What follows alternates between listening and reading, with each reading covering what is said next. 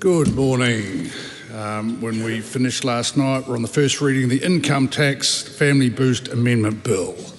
The Honourable Dr. Deborah Russell.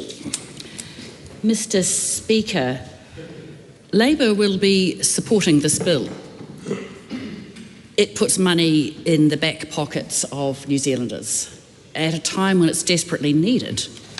We are facing some real difficulties with the cost of living, particularly here in New Zealand. The rest of the world is moving on. The rest of the world seems to be out of the post-COVID low and getting towards a more level state, perhaps even a bit of a growth state, but New Zealand is stuck. And the reason we're stuck is thanks to this government, when its lack of vision, and in particular its narrow view of what to do to support an economy. Nowhere seen any more so than in the 19,000 jobs that have been lost in the construction sector.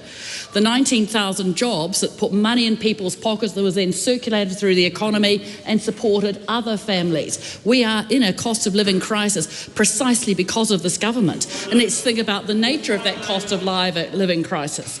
Food prices in the last year, when that party was in government, are up 5%.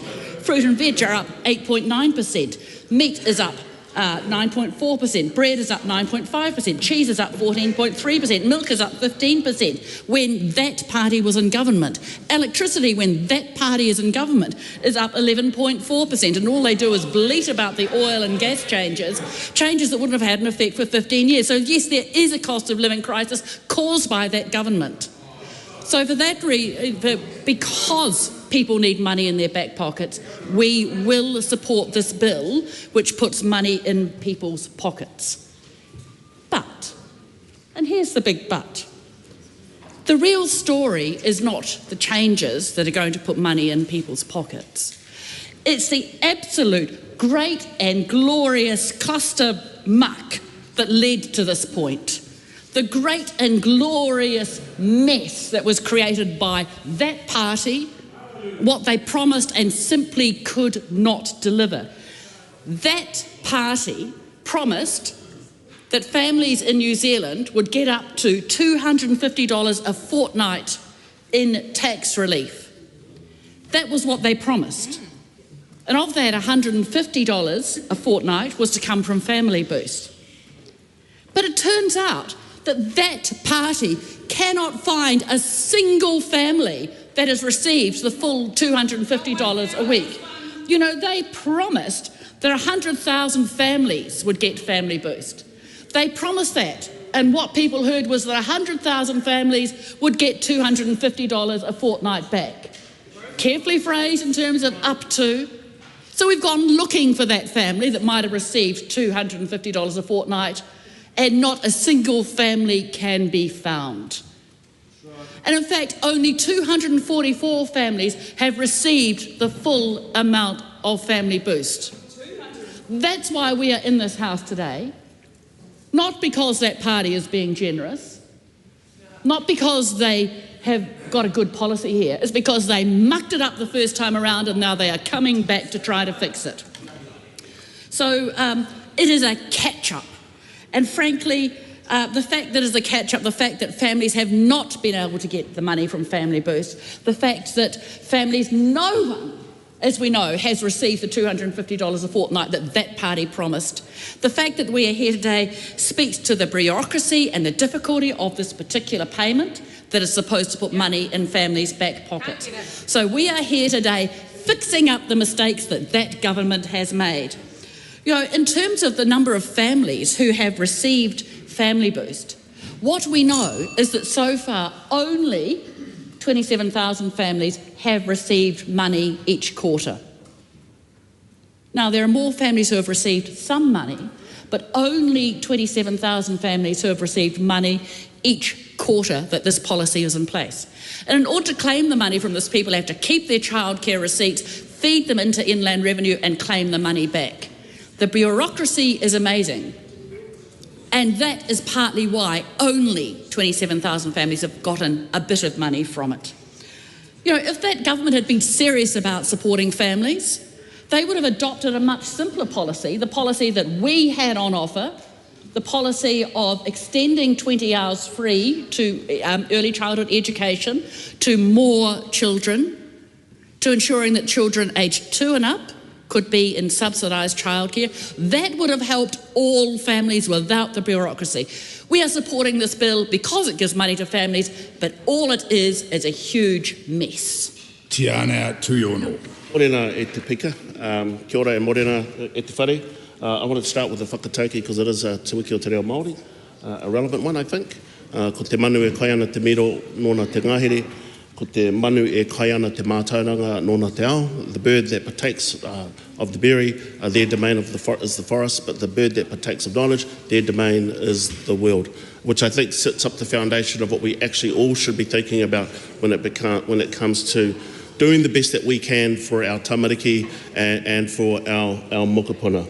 Unfortunately, when I look at this bill and acknowledging it as a bill that has come through here with urgency, and we were expecting it to address some of the fundamental flaws that we saw when this scheme was first introduced into the House, but we see that with this that those have not been addressed. So, for example, we still see that what has been outlined will still be administratively burdensome to claim the tax credit, particularly for busy low and income families. It's a retrospective fund, so it's a retrospective refund, so many families will struggle to be able to get that. What that means is you've got to be able to have cash on hand. First of all, you're going to get a refund, but it assumes that parents are actually going to have the money in their hands as well. And we are in the middle of a cost of living crisis. We only have to look around the streets where we see so many different sectors striking. I was watching the news this morning. Teachers are going on strike. We've had nurses on strike. There are issues right across as well.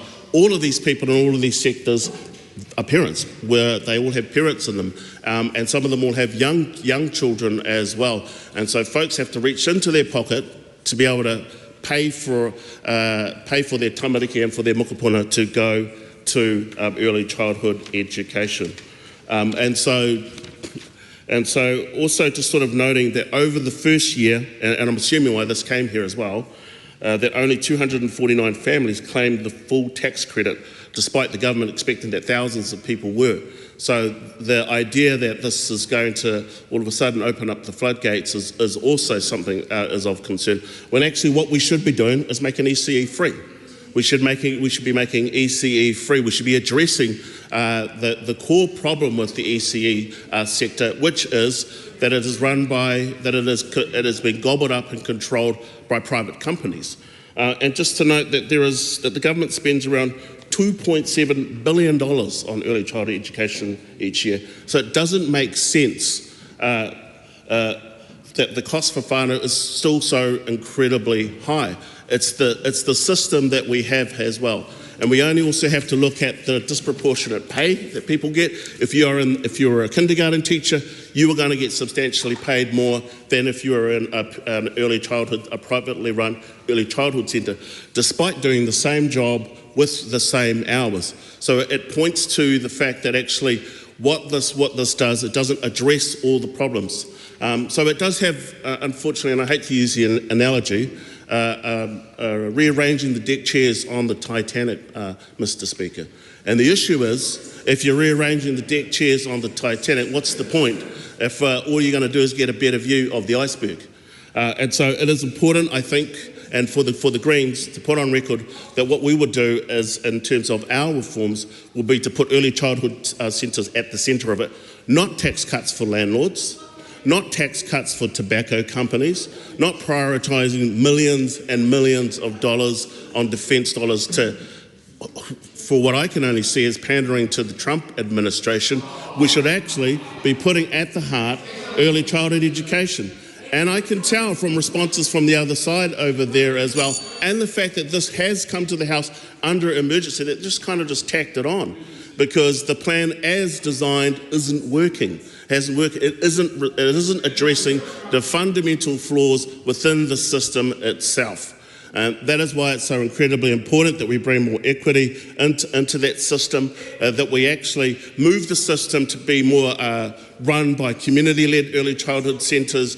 We make it easier for families to be able to take their kids, and so the Greens had been advocating for free ECE, Mr. Speaker. So, Mr. Speaker, as I started, I will end as well with another whakatauki. I'll end with the same whakatauki because maybe there's some understanding there for all of us. Ko te manu e kai ana te miro, nona te nahere, ko te manu e kai ana te mātauranga, nona te ao. Let's do better whānau, kia ora.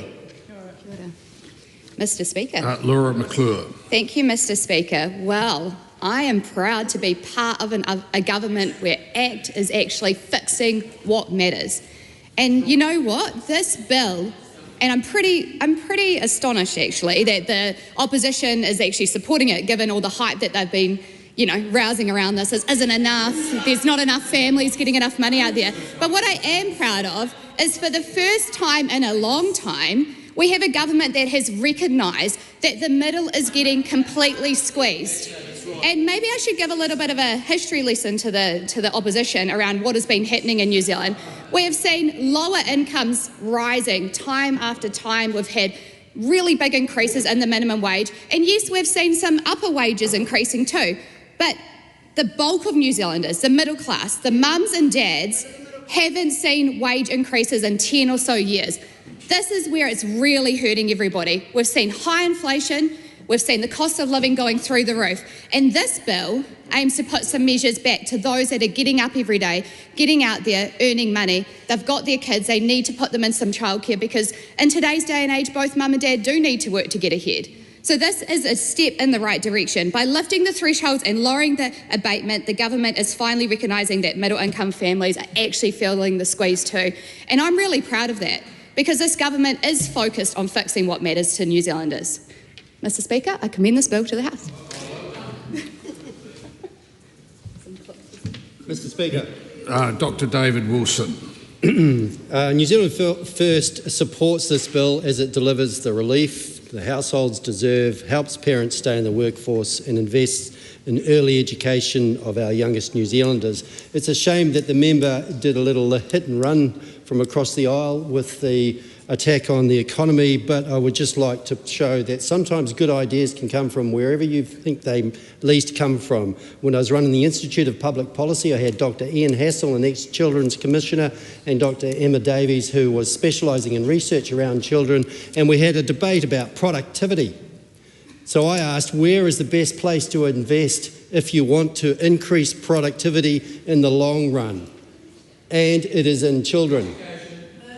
Early childhood education, that is where you'll get the greatest benefit because that's where they're learning the most. So, Mr. Speaker, we commend this bill to the House for many reasons, this being one of the primary ones. Thank you. Cameron Brewer. The National Party is very, very happy with this bill. It increases the percentage of early childhood education expenses claimable from 25% to 40%, raising the maximum quarterly tax credit from $975 to $1,560. And so that means up to $6,240 per year for families. A great cost of living initiative. Honourable Barbara Edmonds. Thank you, Mr. Speaker. A pleasure to be able to speak on the Income Tax Family Boost Amendment Bill. Just to pick up a point that Dr. David Wilson had raised in his speech, it is true that the first 5 years of a child's life is incredibly important, particularly the first 2 years. In the first 2 years, a child is more likely to be able to learn languages, to be able to retain information, and the brain synapses and the connections that they have in those first 2 years is incredibly important. So I want to acknowledge the points raised by Dr. David Wilson. As many of the people in this House know, I am a mother of a lot of children, and we have been very fortunate. We have been very fortunate for a number of our children. We didn't have to send them to ECE. We didn't have to send them to an early childhood education centre because we had to. We could send them to an ECE because we wanted to. We also had the privilege of being able to have one parent stay home. And that's because we made the choice that it was going to cost more in ECE, it was going to cost more than our mortgage payments than it was in ECE to be able to send our children there. So we made a conscious decision as a family and a financial decision that one of our parents would stay home, because those connections in those first 5 years is so important for the growth and development of children going forward. This particular bill, and as much as the government members will be very happy to bring this bill to the House, it is actually an admission of the failure of this government's policy. This policy has been a failure. There have been a number of statistics that Dr. Deborah Russell had referred to that have shown this policy to be a failure. Initially, the government, when they were campaigning, they said 130,000 families would be applicable for Family Boost.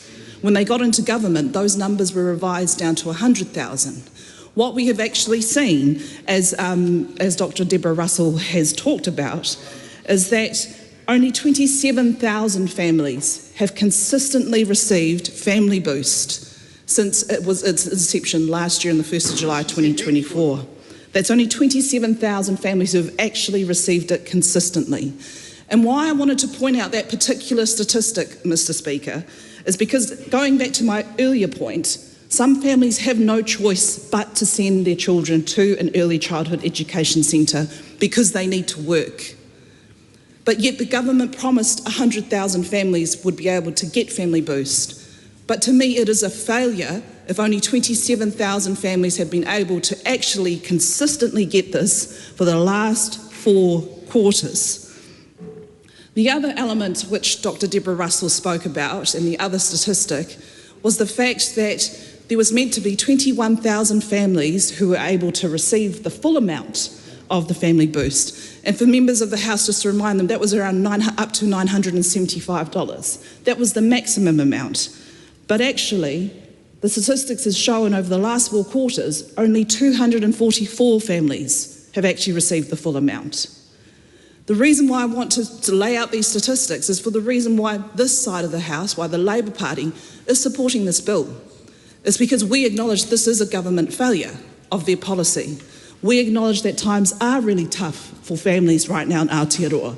We know that food prices, energy prices, insurance premiums, rates, those administered costs have gone up.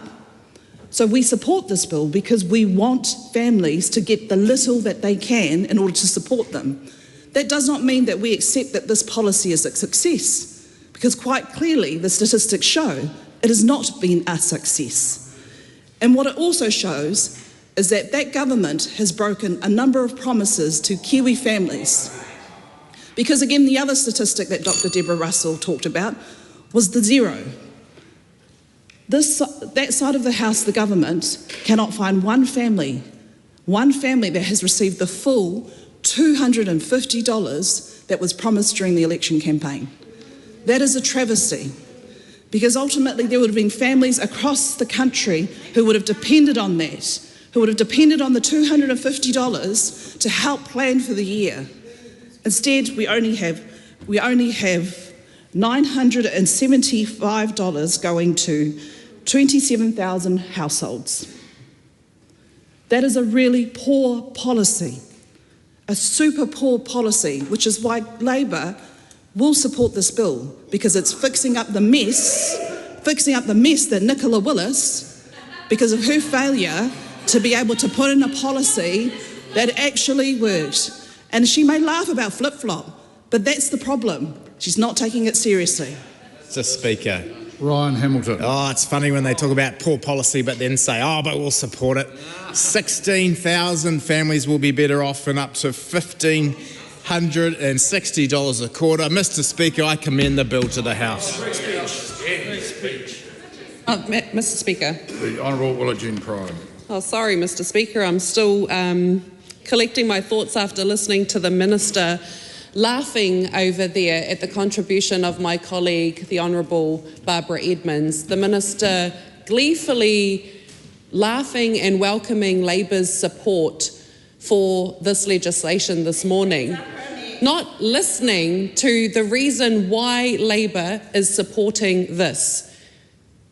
Labour are supporting this to fix up your mistake. Sorry, Mr. Speaker, not you. Sorry, Mr. Speaker. the Minister of Finance's, the government's mistake. This government promised New Zealanders at the election that this policy would bring much needed relief in a cost of living crisis. And here we are now, because you didn't do it at the beginning. What about the ones you promised at the election? And then almost 2 years later, here is the minister fixing up her mistake. This is an admission that they had not done the work, Mr. Speaker, on their policy to be able to deliver it. I do wonder, Mr. Speaker, if this was because they never wanted to spend the money in the first place, Mr. Speaker. Mr. Speaker, you have heard the House ask time and time again, where is a single family who has received what this government promised? And they have not been able to show this House one single family who has received what they were promised prior to the election. This legislation that we are discussing this morning is an admission by the Minister of Finance that her original policy got it wrong. And to fix up that mistake, here is a piece of legislation that is now promising that it will reach further numbers of people. We will hold this government to that. We will hold this government to showing us the full 16,000 people who are going to benefit from this policy. Mr. Speaker, one of the things that parents have raised with me is the poor thought that was put into this policy development, the hurdles that they have to jump through as busy parents to access much needed support in a cost of living crisis. This minister is putting on busy parents more life admin. There are much simpler ways that this government could get the money to our busy families who require it. But no, this government and this minister wants to make that as difficult as possible. Mr. Speaker, this policy is coming so late in the piece. Why did it take the Minister of Finance so long to admit the errors that were made, the broken promises to the voters, to finally come into the House now and fix this mistake? So yes, Labour are supporting this because we recognise that families are doing it really tough, that they need real action on the cost of living, that this government should not have taken almost 2 years to admit its errors and to fix up its mistakes and finally make this available to those families. So, Mr. Speaker, we are supporting this legislation this morning because they should have been getting this all along, instead of being given promises from this government which were then broken. Mr. Speaker, in the final 40 seconds, what I want to point out is that the policy from the Child Poverty Action Group, it says, the failures in the policy design are ones that they were warned about, the high administration costs, the retrospective nature of it, and not knowing if you will receive it from one quarter to the next. These failures are reflected in the poor uptake. I implore the Minister to look at how she can make this more administratively straightforward for our families who are struggling. What is she going to do about that? Dan Bidwell. In summary, I commend this bill to the House. The question is the motion be agreed to. Those of that opinion will say aye. Aye. To the contrary, no. The ayes have it. Party vote is called for. Please conduct a party vote. New Zealand National. 49 votes in favour. New Zealand Labour. 34 votes in favour. Green Party of Aotearoa, New Zealand. Te kaumarima ngā pōti whakahei. ACT New Zealand. 11 in favour. New Zealand First. 8 votes in favour. Te Pāti Māori. E rima nā poti whakaai.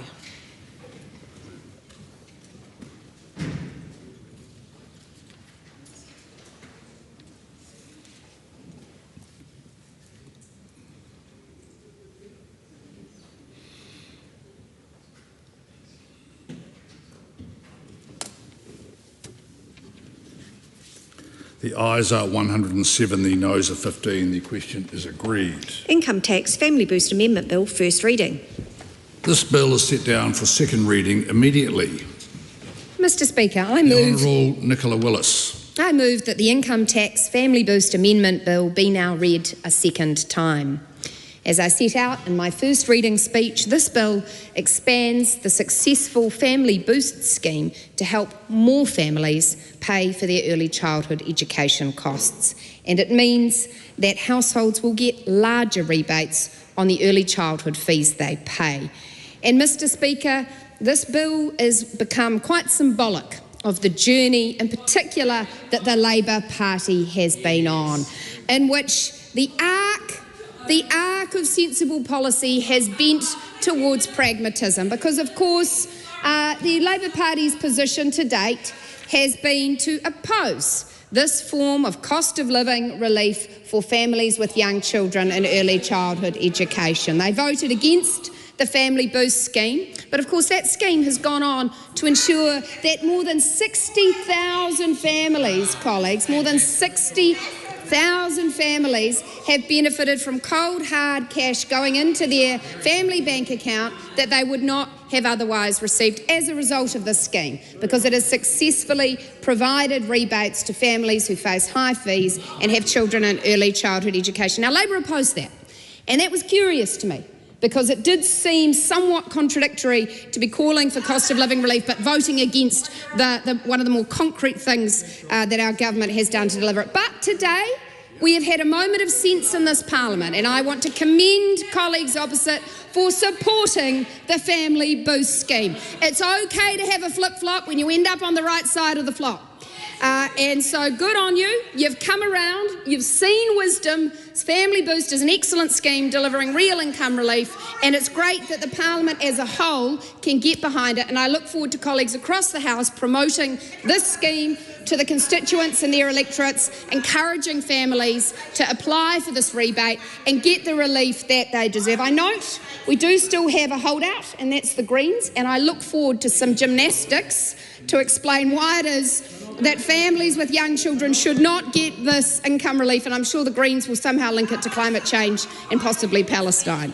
Now, what does this scheme mean? It means that the abatement rate for families earning more than $140,000 per year will reduce, and the changes will put more money in the bank accounts of those households currently receiving Family Boost. So in effect, where they once got 25% rebates on their fees, they'll now get 40%. So for those 60,000 families that have already made claims and said, actually, this is pretty easy. All I did was I went to my very cooperative early childhood education centre, who put together a 3-month invoice for me, as many of them have. I uploaded it onto the IRD website, and a couple of days later the cash went into my account. Now, next time the cash goes into my account, instead of it being 25% of the fees, it'll be 40% of the fees. I'll be getting more money in the future. Great news for those households. But here's the next thing. Because we are changing the abatement rate, we are extending the group of households who are now eligible for this scheme. So where once there was a cap on the family income, we're now expanding that out, so families with incomes of up to $229,000 will now be eligible. So what that means is that thousands more families can now apply for rebates on their early childhood education fees. And I know this is really meaningful, and I suspect that's what's happened with the Labour Party's voting decision today, because I have met with families who have said to me, look, we really like this scheme, but we're just on the outside of it, because between my income and my husband's income, we're just over the limit. Would you look at expanding the limit so that families like ours can be eligible for it? And that is what we have done. We have responded to that, we have listened to that, and we have expanded the scheme so that more families can be eligible. Now, I just want to point out, Mr. Speaker, something that has always been the case, which is that the amount that households receive through Family Boost depends on one thing in particular, which is how much they actually pay in fees for early childhood education. And I want to acknowledge that not all families face high early childhood education fees, and that's for a range of reasons. Sometimes it's because they don't have their children enrolled for many hours because of their care and work arrangements. Often it's because their early childhood education service doesn't charge very high fees, and by the time they get their 20 hours subsidy, the MSD subsidy, there's not much fees left to pay. However, regardless, families who are within the income threshold, no matter what fees they pay, once those things are accounted for, are eligible for rebates. So the maximum rebate is only available to those paying $300 a week in fees. However, if you're paying less in fees than that, you're still eligible for a rebate. So let me step you through this, colleagues. So let's say your household pays $100 a week in early childhood education fees, not an uncommon amount for a family to spend. Well, under this Family Boost scheme at the moment, you'd be eligible for $25 a week in rebates. Well, today, what we are voting for is to make it so that you are eligible for $40 a week in rebates, which over the course of a quarter really adds up into the bank account. So let me extend that, just so, because it's been very clear to me that members opposite don't understand the scheme, so I think they should listen, which is that if a household is paying $200 per week for early childhood education, then currently they're eligible for $50 a week in rebates. But under this bill that Labor are graciously voting for today, that expands to $80 per week. And the point that I am making, quite simply, Mr. Speaker, is that the amount of your rebate depends on how much you pay in fees. Now, it seems to be the position of the Labor Party that everyone should get the same rebate, but obviously by voting for this today, they've seen that this is the better way to do things.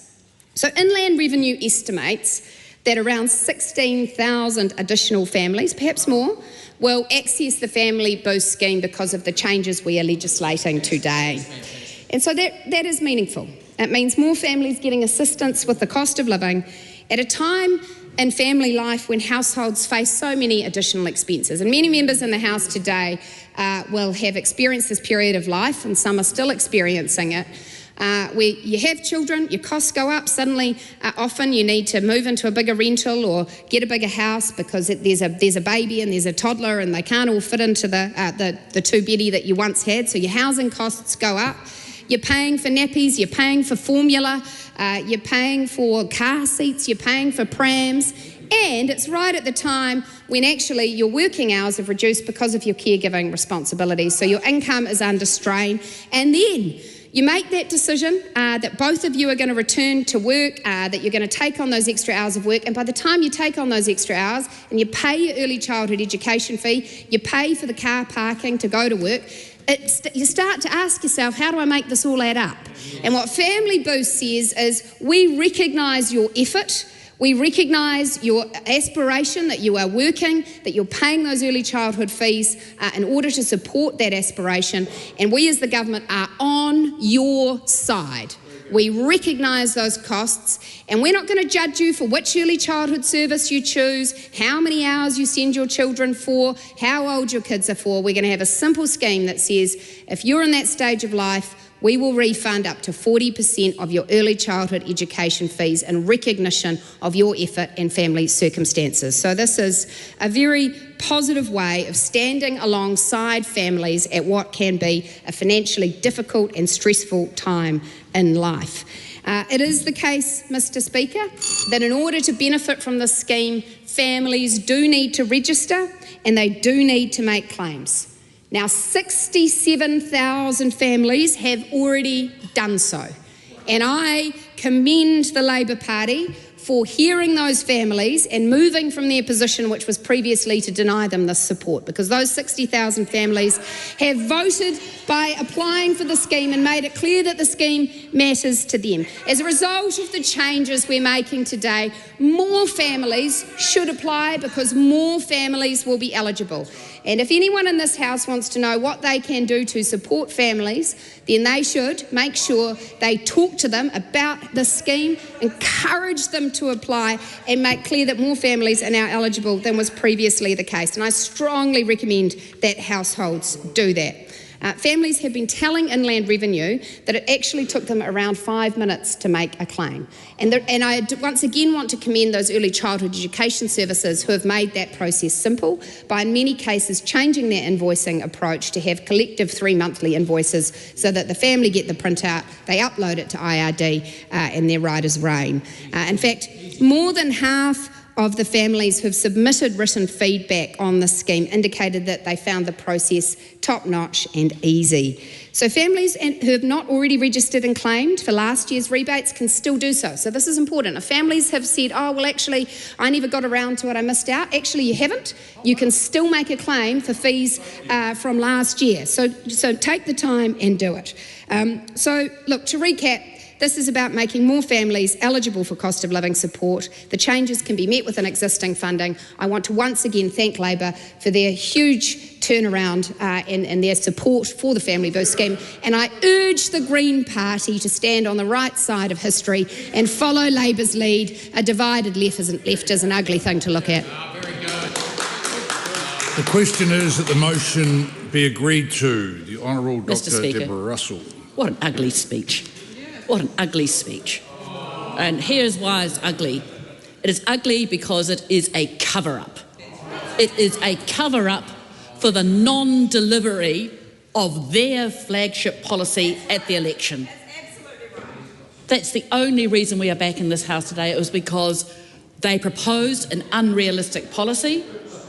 They couldn't deliver on it, and we are back in the House today fixing it up to cover face for Nicola Willis.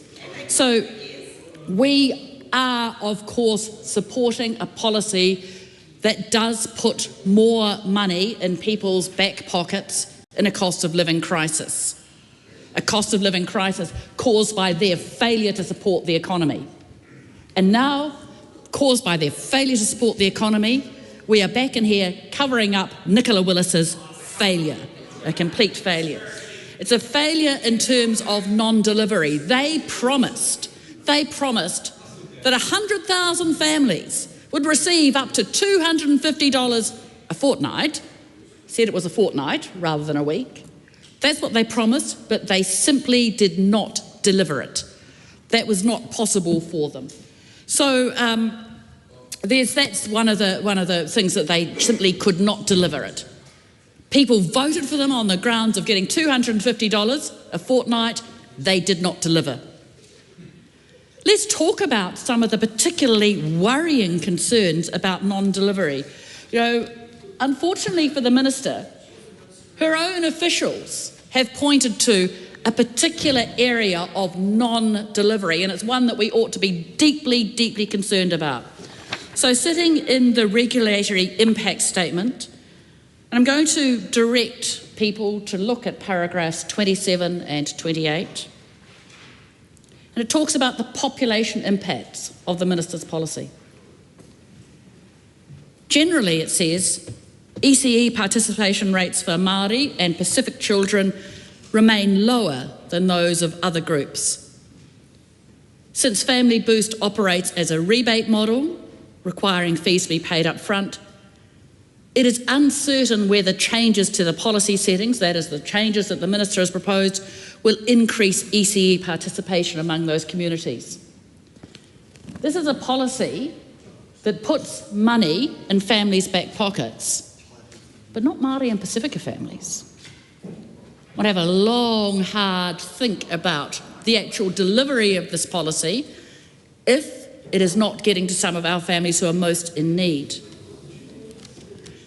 And then it says the specific impacts of lower than expected reach and average payment amounts suggest that lower income households, including those overrepresented in this group, such as Māori, Pacific and some disabled people, may benefit less from Family Boost. Check the regulatory impact statement. This is because they often use low-cost, donation-based or fully subsidised ECE services. So as a result, these households are not the ones who are getting some extra money in their back pocket. In a cost of living crisis, those families are not going to get extra money. This policy is there to provide extra money. It is not going to happen for these families who are most in need. And let's carry on. It's reflected in the scheme's notably low uptake among families using kindergartens, play centres and kohanga reo. So in contrast, higher income families have greater unsubsidised fees, so they are more likely to apply for and get Family Boost. This is a non-progressive policy. It is a policy that benefits the well-off more than it does the less well-off. And again, that means median families. We know median families are struggling. We know that people need some extra money in their back pockets. Of course we will support that. But behind this policy is a record of failure. It is not a progressive policy. In terms of actually claiming it, we had the Minister saying that, I want to go to the bureaucracy that surrounds this policy.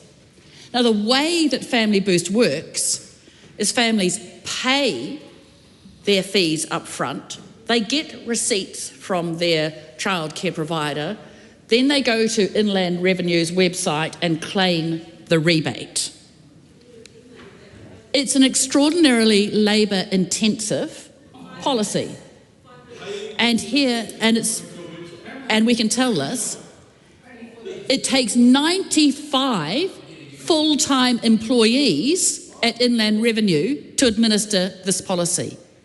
95 full-time equivalent employees at Inland Revenue to make sure that this policy succeeds. That's because it's an incredibly manual policy. Instead of having an automatic policy, such as the one proposed by the Labour Party at the previous election, we have this incredibly labour-intensive policy which requires 95 full-time equivalent employees to deliver it at Inland Revenue. That's an extraordinary amount of people who are working on this scheme. And in fact, the administrative cost of that in the 2024-25 year was $13 million. That's how much it's costing to deliver this policy. A huge administrative cost. You know, normally that side of the House worries about the quality of spending in government departments. Well, here's a whole lot of time and effort and money being spent to deliver a policy because it was a policy which would not work right from the start. And the Minister was told that. Face-saving for Nicola Willis. Yeah, face-saving for Nicola Willis.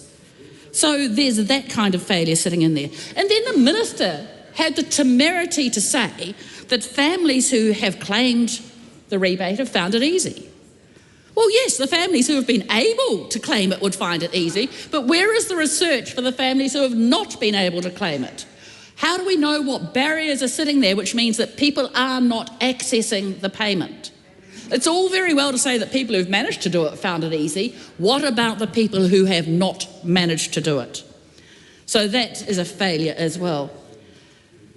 And then there's the ad hoc nature of this change, a whole bill going through under urgency in order to change the primary legislation, in order to fix up the Minister's mistake.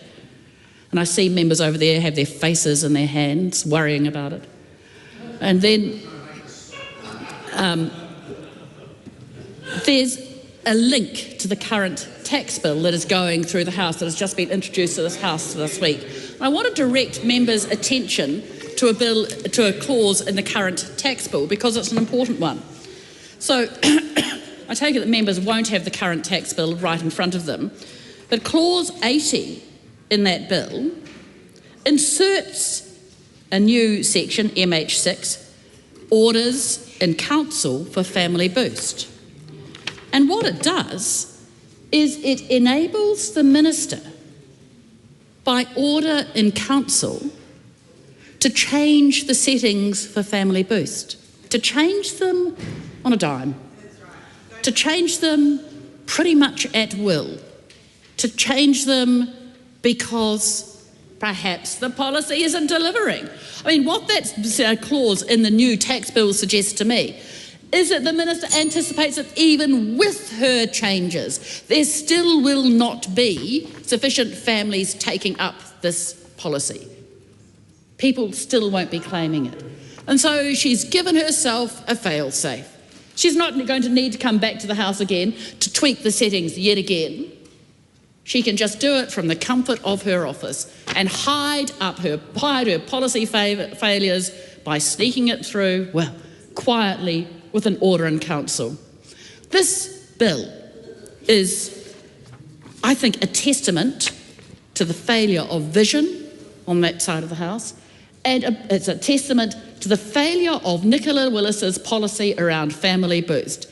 Despite all she was told about how it would not deliver, despite all she was told about how the data was unsure, despite a clear policy alternative about an absolutely sure way to ensure that families got support for their early childhood costs, she decided to go down this path, a path which simply could not be achieved. So I think it is time for the Minister, instead of just touting the numbers, instead of saying it's an increase to Family Boost, of course it's an increase to Family Boost, but the reason for it is because the Minister's policy right from the start did not deliver. It's a bit like those wretched boats, simply not delivered. This is Nicola Willis's record of failure, and it is beyond amazing that she would turn up to the House and say that this is a success. The Honourable Julianne Genter. Early childhood education is crucial support for tamariki. It's one of the best investments we could make as a society in reducing inequality and improving productivity, in ensuring that all tamariki are able to live up to their potential. The future flourishing of Aotearoa, and if you want to think of that in economic terms, is very much about the investment in our people. And the research shows that the first few years of a child's life is the most important for their ongoing long-term outcomes. So there's no question that the Green Party wants to support early childhood education. When I was Minister for Women, I had the privilege and opportunity to speak to officials and ministers from other countries, and those from the Scandinavian countries and from, like Iceland, Sweden, Denmark. What I found in Norway was that there was a clear agreement that if you want to get better outcomes for women, the policies you have to invest in are paid parental leave and quality early childhood education. But the benefits are much greater than just for the children. It's the ongoing productivity, because it means parents can go out and work or volunteer or go to education, whatever it is they're going to do, and not be under that financial pressure. Now, currently in Aotearoa, New Zealand, we had a policy of 20 hours free early childhood education. I personally have benefited from that. I have one child in early childhood education now and one who's in primary school who did go to early childhood education. And I'm so grateful for the support that they had from the kaiko, the teachers, the loving, supportive, nurturing environment, which meant that I could still be a representative in Parliament and have young children. And my partner can continue with his paid work because he's very passionate about that as well. However, we have, despite the 20 hours free CE for 3-year-olds and 4-year-olds, we still have some of the highest early childhood education costs in the entire world. For families with children in early childhood education, it's the biggest cost after housing. And the government's spending a lot of money on ECE, but a lot of it isn't getting to the families because we have a number of for-profit centres that are returning a healthy return, and now we have a government that's looking to lower the standards, make it possible to have more non-qualified teachers, so that it's easier for owners of those centres to reduce their costs, cut their costs, at the expense of the care of the child. It is such short-sighted policy. And today, we have the Minister of Finance, Nicola Willis, come in here and proudly claim that this family boost policy and the legislation going through the House right now is somehow a big win for families. and that those who are not supporting the bill, like the Greens, are somehow opposed to investment in early childhood education. What a joke. It's ridiculous. The Green Party showed in our Green budget in May that we could provide free, universal early childhood education to all New Zealanders. And that would make sense. And it would be with qualified teachers. And that would be a genuine investment in the long-term future and productivity of our country. So why would we support this failed policy of Family Boost, which over the first year, only 249 families claimed the full tax credit? The government was expecting thousands. Well, I could have told Nicola Willis, I'm pretty sure I did tell Nicola Willis in 2023 on the campaign trail, that this policy was not going to be accessible. It was not going to reach the families that needed it most. And it shows how out of touch she and the government of the day are, that they think low-income working parents have the ability to easily pay upfront early childhood fees and then claim them back 4 times a year. It's actually ridiculous. And it's not easy for the centres. I've been out there talking to kindergartens, for example, and they're very worried about the moves that the government is making, mainly under the direction of David Seymour, to deregulate the sector, to undermine the quality and training of kindergarten teachers and early childhood educators, just to make it like kiddie farms, basically. I mean, that's really one of their main donors is the Kiddie Corp legacy, the people who make their money out of early childhood centres, not because they care. I mean, maybe some of them care about the care of their children, but it's pretty clear that they're less interested in health, safety, quality teaching, and more interested in cutting costs and being able to make lots of money. And that's just not what early childhood education should be about. It's a public good. It benefits all of us.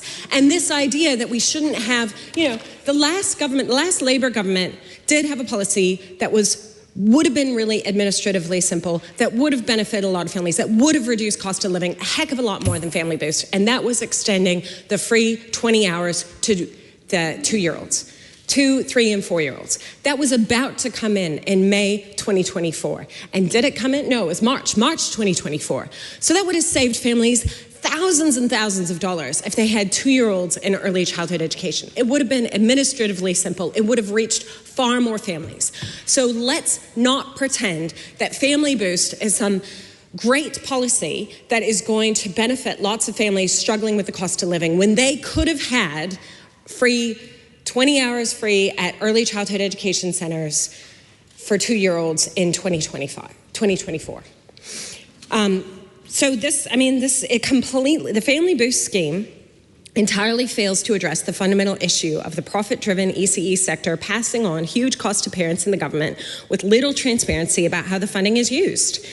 It's complex for families, administratively expensive. It doesn't address gouging by private ECE owners. It doesn't address the fact that early childhood educators are often not earning enough money to live where we need the centres. So there was a massive shortage of early childhood education places in Te Whanganui Aotearoa in Wellington. And that's because early childhood teachers, if they didn't buy a house in Wellington 20 years ago, were really struggling to be able to do their job and live near their work. So, there's issues around housing and transport affordability, which of course the Green Party is aware of as well. But there's a simple, positive alternative, free early childhood education provided by community organizations rather than for-profit businesses with quality kaiako, quality teachers, and the government could afford to do this, absolutely. If the government, the coalition government, genuinely believed in economic development and things that would boost productivity and address inequality and provide equality of opportunity to every tamariki in this country, they would be looking at a policy like what the Greens have proposed, which is free, universal, quality early childhood education. And I'll hear the members opposite are skeptical. They just think we can't afford it. Well, Iceland can. Iceland's a country of 350,000 people? They're not making money out of minerals or oil. They actually have renewable electricity. They have demonstrated that when you invest in people, it is sustainable and you get a thriving society. So there's no reason why New Zealand could not have a more visionary policy and something that's actually going to be effective. I mean, one thing I can definitely tell you is that investing in early childhood education would get a better return for the economy than spending $2 to $3 billion on 1 kilometre of 1 lane of motorway in Wellington, the centre of Wellington. Like, that's how outrageous and how utterly backwards this government is, that they think that throwing some money at, like, tarmac is somehow going to benefit the economy. And it shows the poverty of thought, like absolute poverty of thought, that they don't understand. And as Mr. Brewer, I failed to mention the other day, I don't think the National Party actually has the support of the people of Rongotai, because the Green Party got 50% more party votes than the National Party did. The Green Party alone got more party votes than every government party combined in Rongotai. So they absolutely have.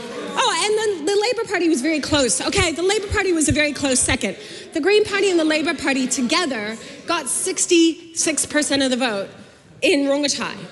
So the government doesn't have a mandate. They're out of touch. They don't understand what's genuinely going to benefit the economy or the long-term health of our society. And that's why they plug away with these failed policies that are administratively burdensome, that don't reach the families that need it most. But it's all about branding. They think if they go out there and brand themselves as good managers of the economy, or when we care about early childhood, but only for certain families, not for all families. We don't recognize it's not just the families with children in early childhood that benefit from policies like investment in early childhood. It's the entire country.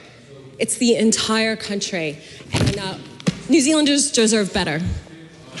Cameron Luxon. Well, Mr. Speaker, we've just had 2 contributions this morning on the first and second reading for this bill, one from the member Tuono and one from Julian Genter from the Green Party. They have both been a mishmash of confusing anecdotes and getting off track, it has to be said.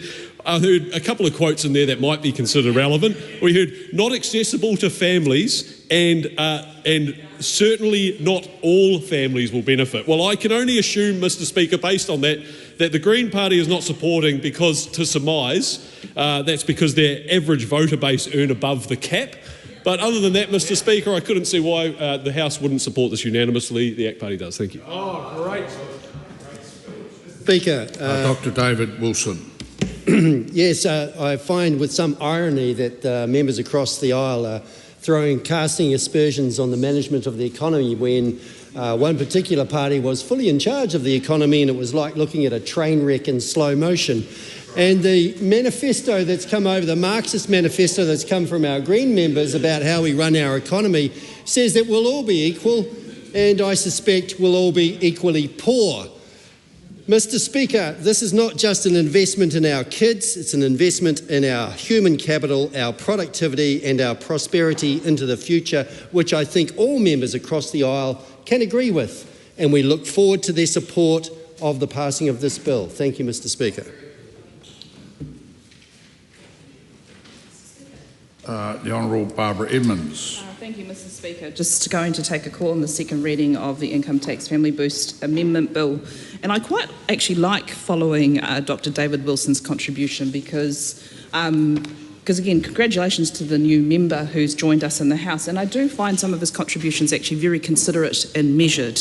I didn't agree with some of his comments around the economy, but actually what I did agree with is the acknowledgement of having to come together to help families with the cost of living.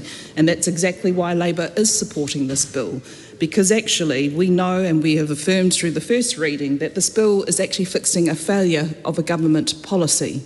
And what I found quite disappointing in the first reading of the bill was an interjection that came from the Minister of Finance, where she laughed. She laughed about the Labour Party supporting them to fix their bill to support families with the cost of living. And I found it quite probably revealing of the Minister of Finance's view of actually this is a bill that's had to be introduced to fix a problem in her own policy because of the failure for families to actually take up this policy. So she's had to increase and change thresholds and rates so that hopefully more families can actually access the Family Boost payment. So I found it quite revealing that she wanted to laugh about that, given that this is a bill to fix her failure. So perhaps she was actually laughing at herself and not at the opposition who was trying to support this bill. But one of the reasons why, Mr. Speaker, I believe that this policy has been a failure, and it's been traversed by members in the House previously, is that when this government came in and they decided to repeal the ECE, or the early childhood education 20 hours free policy that was extended to 2-year-olds, that was actually one of the very first policies that this government decided to repeal. That was a terrible, terrible move, because actually that ECE 20 hours free meant that families didn't actually have to do anything. They could just take their 2-year-old to their early childhood provider and get basically the 20 hours free. There was no paperwork that they had to do other than the normal enrol your child into an ECE. But this government decided to add actually a bureaucracy, add more red tape, which I thought was quite ironic given their war against red tape. They decided to make it harder for parents to access entitlements for them to be able to subsidise their early childhood education for their children. And as Dr. Deborah Russell has set out earlier today, what that bureaucracy has actually practically meant is that there is 95 more employees or full-time employees at the Inland Revenue Department administering this policy at a cost of $13.9 million. Just for this, just to help the House understand that, that's 20% of this policy that the government, the money that the government set aside for this policy, 20% of it is spent on administering this policy. And I know the Inland Revenue Department, they are very good people who work very hard and would try and make it as efficient as possible. 95 full-time equivalents needed just to administer this new policy. So the irony that a government wants to make it easier for people to send their children to early childhood education, one of their first acts was to repeal a policy that actually did make it easy. It was hands off, no work, and then put in a policy where now they have to make sure they've got their invoices and receipts, file a return, and that's come at a cost of $13.9 million for a new bureaucracy that's had to be set up to actually administer this. But another interesting statistic for the other side of the House, IRD has had to field over 28,000 phone calls for this policy. They've also had to deal with over 20,000 web messages. So this is the red tape and bureaucracy that has been set up by a government who ironically wants to fight red tape and bureaucracy. So instead of a very simple policy that was in place where it was hands off for parents, they put in a new policy that required parents to do more compliance and also built a new bureaucracy surrounding it. The other interesting element that has come out through written parliamentary questions around the failure of this policy is that over 41,000 families have actually been declined Family Boost. And the main reason why they've been declined is because their quarterly income is over the income threshold. So it'd be interesting to see how those numbers change with the changes of the threshold within this particular bill. But the element for me that is most surprising about that is that there's still only 244 people who've still actually got the full entitlement. Again, the government promised it was going to be 21,000 families who would receive the full entitlement, but actually only 244 people received the full entitlement. That is an absolute failure. And I go back to that initial remark I made around the minister laughing about it. She should be laughing at herself, because this is a failure of a policy, which is again why Labor is supporting this, because at the moment, families need anything. They need money to be able to support them. The other interesting element that has come out through the regulatory impact statement in relation to administration costs and the ability to make this policy as easy as possible, rather than the government actually putting through urgency some more measures to make the administration easier for families, they actually went and consulted, and I give credit to the Inland Revenue officials who did this. They went and consulted with kindergartens, ECEs and some experts around what sort of changes they can make to make Family Boost easier.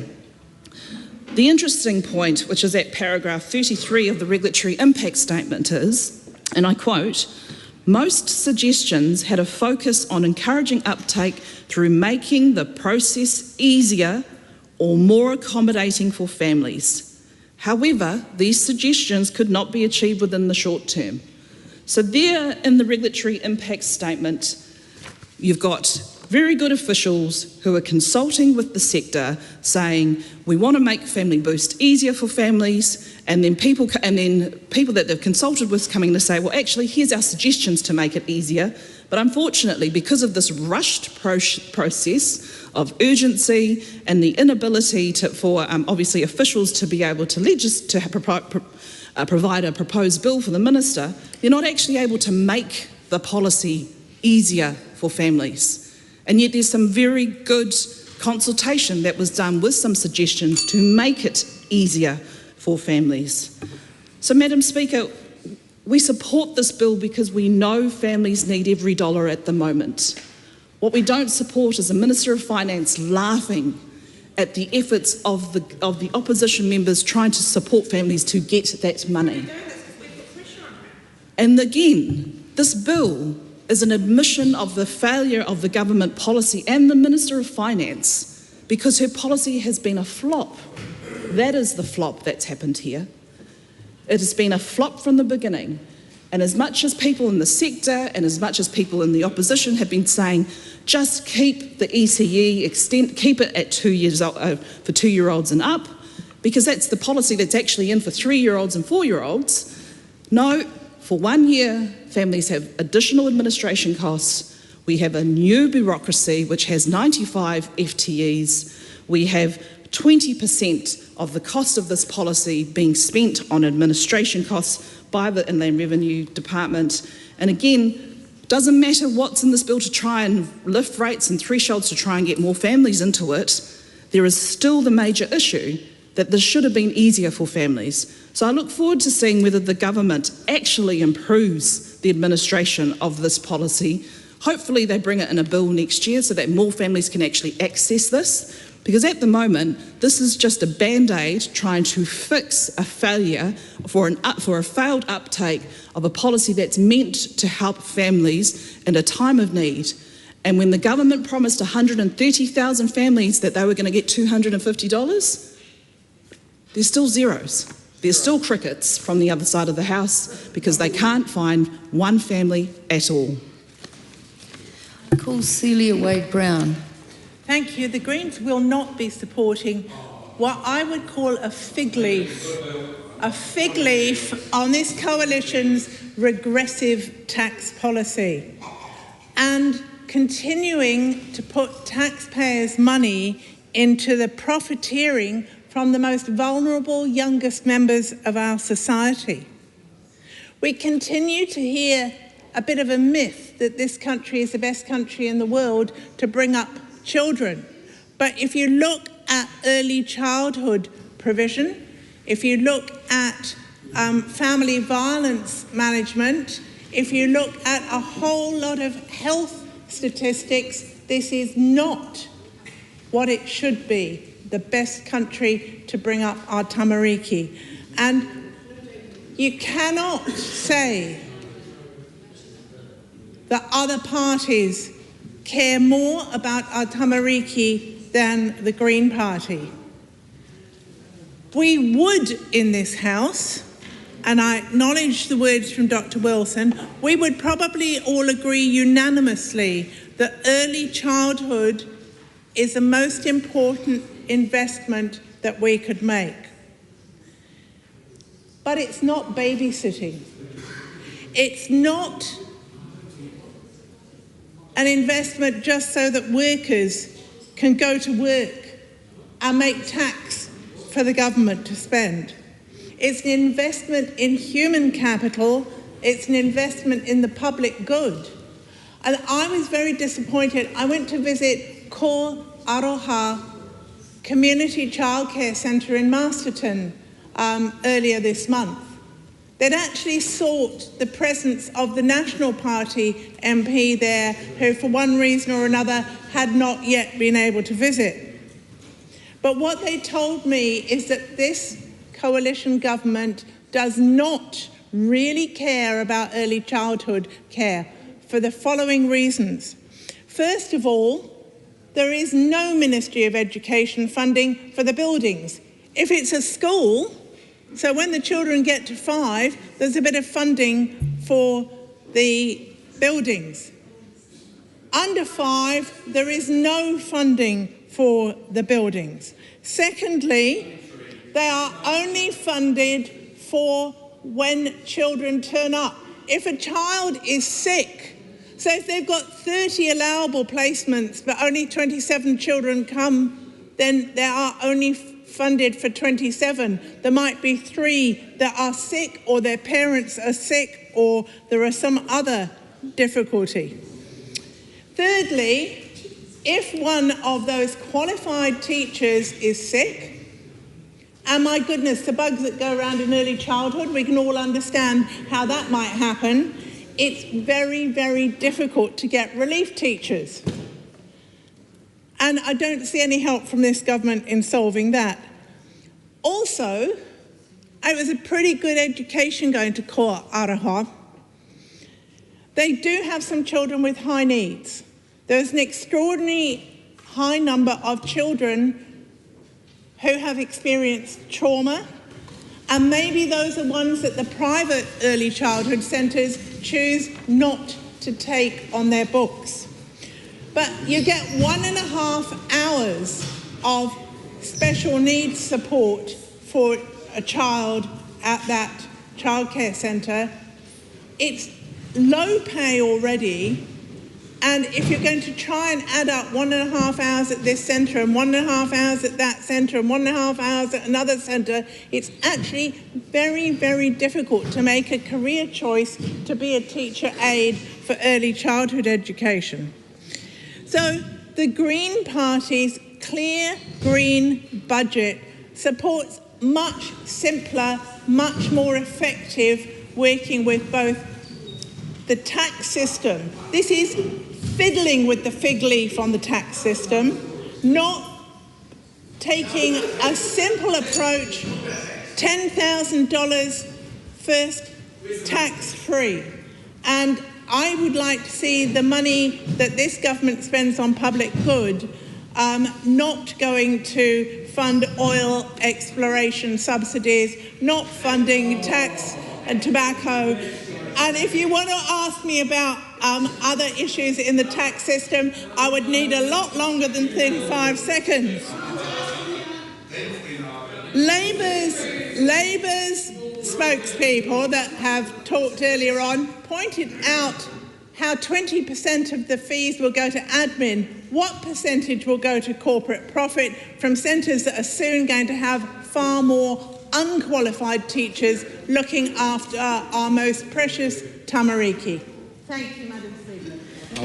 Just before I call Cameron Brewer, I just want to clarify the House had got itself a little bit out of order in terms of speaking, so we're going to have Cameron Brewer, then we're going to come back into order and have Ryan Hamilton straight after Cameron Brewer. Oh, thank you, Madam Speaker. Oh, thank you, Madam Speaker. Look, just looking at the regulatory impact statement as to how successful this policy already has been.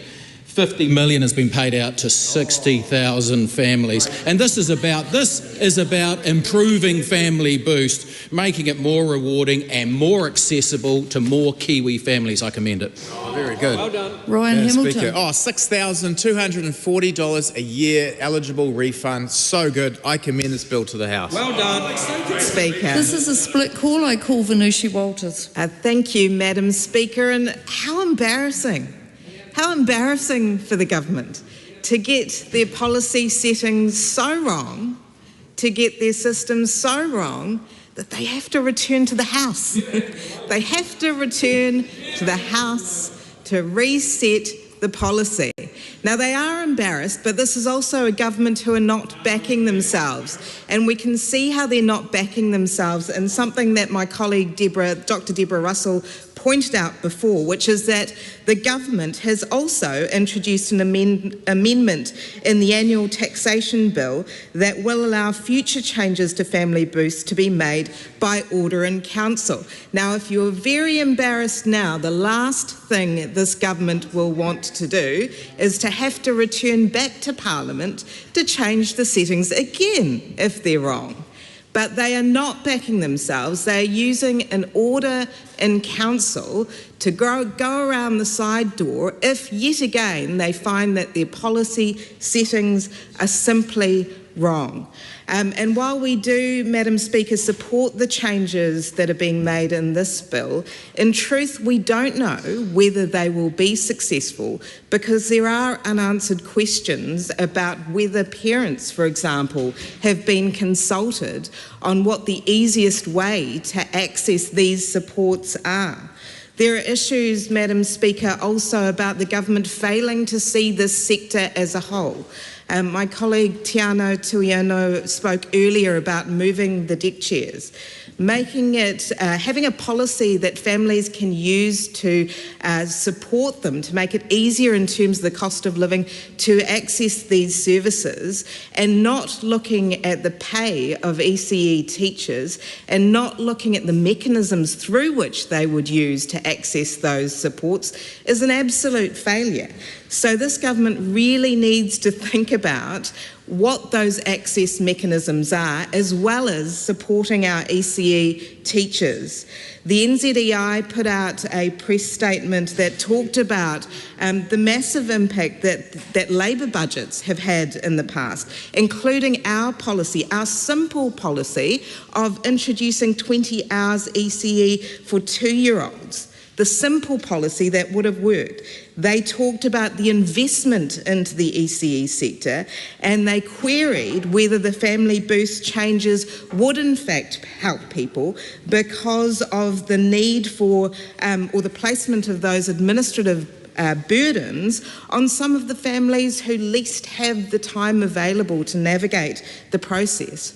Interestingly, the government's own documents, so the departmental disclosure statement, also echoes this issue. It says that this policy won't be effective if the uptake is low. So the uptake is really the cornerstone in terms of understanding whether these supports will be taken up at all. Now, what we've seen in the past is that a number of families simply haven't been able to access the support. So the big question is, what consultation, what work has the government done identifying what systems improvements can be made?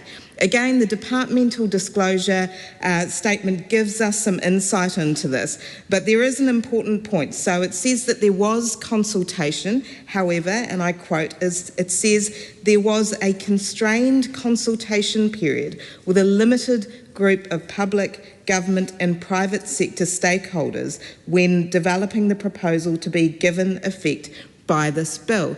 There is no mention of parents, the people who will need to use this system. So my question would be, what consultation was done with the users of this system? And it appears that there has been none. But it's okay, Madam Speaker, because again, the government have put in place a backdoor where if and when they get this wrong again, rather than coming back to the House and being upfront and open with the people of New Zealand, they can, through the back door, through order of council, make a significant change to government policy. I'd put it to the government that that is not the purpose of an order in council. You must not avoid being embarrassed. You must face up to your mistakes. Dan Bidwell. This is a great policy. I commend it to the House. Honourable Willow Jean Prime. Oh, thank you, Madam Speaker. I haven't got my sparring buddy here for this contribution, so Right, I'll start from the beginning, Madam Speaker. From the very beginning. When this government came into government, Madam Speaker, there was a policy in place, and that was the Labour Party's policy. And that was to provide funding, extending 20 hours early childhood ECE subsidy to 2-year-olds, because it was currently only available to 3-year-olds. And Madam Speaker, what this government did was they cancelled that policy because they believed they had a better one. They had a better idea and a better plan. But what we know, Madam Speaker, is that they have not been able to deliver on what it is that they promised to families. And that's why we are here today debating this bill, which Labour is supporting, because we can see that the government is admitting their failure, coming here to fix up their mistakes and to finally get that support that was promised to families. Madam Speaker, there has been a bit of discussion in the last few contributions. One of the members on the other side of the House was boasting about the almost $70 million that has been paid out so far. But what that member failed to acknowledge is that actually they were expecting to pay out up to $174 million. So the difference between 69 million and 174 million is quite a big number. It points to the fact that they have failed to deliver on their promise and to deliver this policy. Madam Speaker, I did mention in my previous contribution that I have heard from parents, and I do note that the government has not consulted parents on this proposed change, but I was talking to parents yesterday who were saying that this government scheme is difficult for parents. It gives them more life admin. On top of the busy lives and looking after young children, this government says, we have some relief for you, but you have to do all of these things to be able to access that relief. Now compare that to what Labour had in place, which was to extend 20 hours ECE free. That is automatic based on your enrolment. Now this government says, we have some relief for you, but you have to collect the receipts, you have to get the invoices, you then have to submit it, you have to do it every so often, and that is causing a lot of people to not access the support that they have. Now, in the regulatory impact statement, Madam Speaker, at paragraph 33, the IRD did do some consultation on this proposed change, and one of the things that they got from that feedback was suggestions about how to make it more accessible, how they could encourage the uptake by making the process easier and more accommodating for families. And we were just having this debate across the House in the earlier speeches. The Minister absolutely ignoring or refusing to listen to the points that I was trying to make on behalf of parents. Her own regulatory impact statement points out that this is feedback that the IRD has been receiving. But one of the things that needs to be noted, Madam Speaker, in a rush to address their failed policy, it says here that, however, the suggestions could not be achieved within the short time frame. So once again, this government refusing to listen to feedback on their policy and make the changes accordingly. Madam Speaker, we have some figures that we have been talking about in the House this morning, about the family boost and what was promised but what has actually resulted. We know that only 244 families have received the full amount. And we don't know, nobody has been able to provide us with one single family who has received the $250 that was promised. Madam Speaker, Nicola Willis promised 100,000 families would get Family Boost, but only 27,000 have consistently received it. Only 27,000 households have consistently received a payment for the year, so a payment every quarter. And 67,590 unique households have received at least one payment. We support this bill because we want all of those families who are entitled to receive this support in a cost of living crisis. This bill fixes up the policy's abject failure, Madam Speaker. The other thing I think is really important to note for this House is that this is administratively expensive.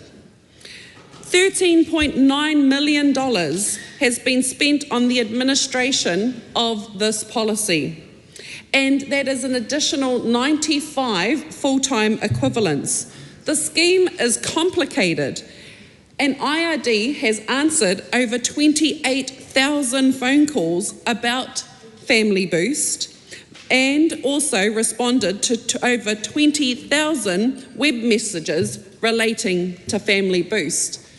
And it also concerns me, Madam Speaker, when we look at the data that we have, that up until the 3rd of September, 41,482 claims have actually been declined. And what we know is that around 69% of those were declined due to the income being over the quarterly threshold. But the remainder were declined for a range of reasons, including relating to the invoice or due to a return not being filed. This information that we have received through written questions and other sources shows the government that there is a whole lot more that they could be doing if they genuinely wanted people to be able to receive the support that this policy is promising them. But they don't want to do that, and I just can't understand why they don't want to make this a simpler process for families to receive much needed financial relief in a cost of living crisis. Why do they continue to ignore that information? Mr. Speaker, the final thing that I want to talk about in my contribution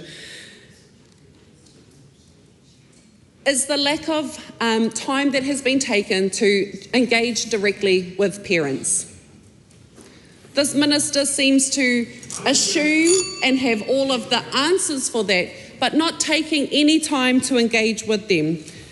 At paragraph 34 in the regulatory impact statement, it says the short consultation timeframe means officials were unable to engage directly with families. Mr. Speaker, I know because I met with those advocating and supporting families yesterday in the early childhood education space who says they desperately want to be working with the government and be heard by the government in terms of the concerns that they have. But because of rushed timeframes, because of a dismissal of those concerns that they're raising, the government is not prioritising ensuring that they are consulting with that parent voice. And I would suggest that this minister and this government does more of that. Mr. Speaker, Labor is supporting this bill because we recognise that these families who have been promised this support from the government, who have not been able to deliver on their promise, deserve to receive this. So we are supporting it because it is an acknowledgement that this government's policy has failed, that it needs to be corrected. And we see, Mr. Speaker, one other point that I'll make, is we see that they actually are anticipating that they'll need to come back again. So they've changed the law, they're making a change in there so that they can just do this through orders and won't have to come back and be embarrassed once again. So, Mr. Speaker, we commend this bill to the House. Nancy Lowe. Mr. Speaker, e tamanga o te whare. I support more tax credit for the 22,000 additional families who can be supported by the Family Boost. Therefore, I support the bill to the House. The Honourable Dr Duncan. Oh, thank you, Mr Speaker. And here we are, cleaning up Nicola Willis's mess, because she couldn't get it right. She couldn't design an effective, simple and straightforward system. And she went out on the hoardings and she said there's going to be thousands of families that are going to get $250 a week. 130,000 families, thank you, Barbara Edmonds, 130,000 families, and how many are there? Nada, zilch, none, zero. And here we are, and the spiteful speech of the minister. We're coming here saying, if you want to fix it up, we'll give you a hand. And here she comes and attacks the Labour Party because she's got nothing good to say about the National Party. But we're here, and you know what? This is a flawed policy, but it's not as bad as giving nothing. I honestly don't understand why you didn't just give free ECE to 2-year-olds. Look, there are people out there, there are families out there putting baby formula on Afterpay, and you're asking them to pay for their childcare first, then go and get the invoices, then go online, fill out the form, upload the invoices, and we know it's well documented that the reason there's been such poor uptake is if you put enough administrative hurdles in front of people, you will get attrition. And where will that attrition be? It'll be amongst those people who are less literate or less able or more busy, more distracted, not amongst your wealthy, leafy, middle-class families who've got a bit of time for admin of an evening. No, it'll be with those people who've got 3 kids and 3 different jobs and struggling to make ends meet. So this doesn't help those that need it most the most. It actually provides a very generous subsidy right up into quite high income brackets. It abates, I think, at over a family household income of over $200,000. Whereas we think the help should be going to those that need it most. This will help some truly needy families, and that's why we're supporting it. But let us be clear. This is a patch on a policy that failed. We need to address the real issues in our country, and whilst this will give some relief against the horrific cost of living crisis that government is overseeing, it doesn't go far enough. We need genuine measures to address things like the cost of food.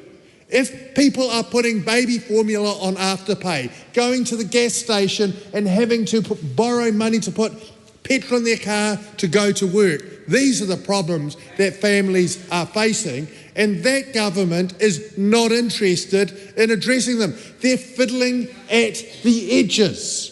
There are no measures. In fact, it's the opposite. They are putting costs up. Things like the Natural Hazards Commission, car registration, soon to be petrol tax. They are actually creating inflation in government charges. And here we have a derisory patch on a policy that in fact favours the well-off rather than those that really need it the most.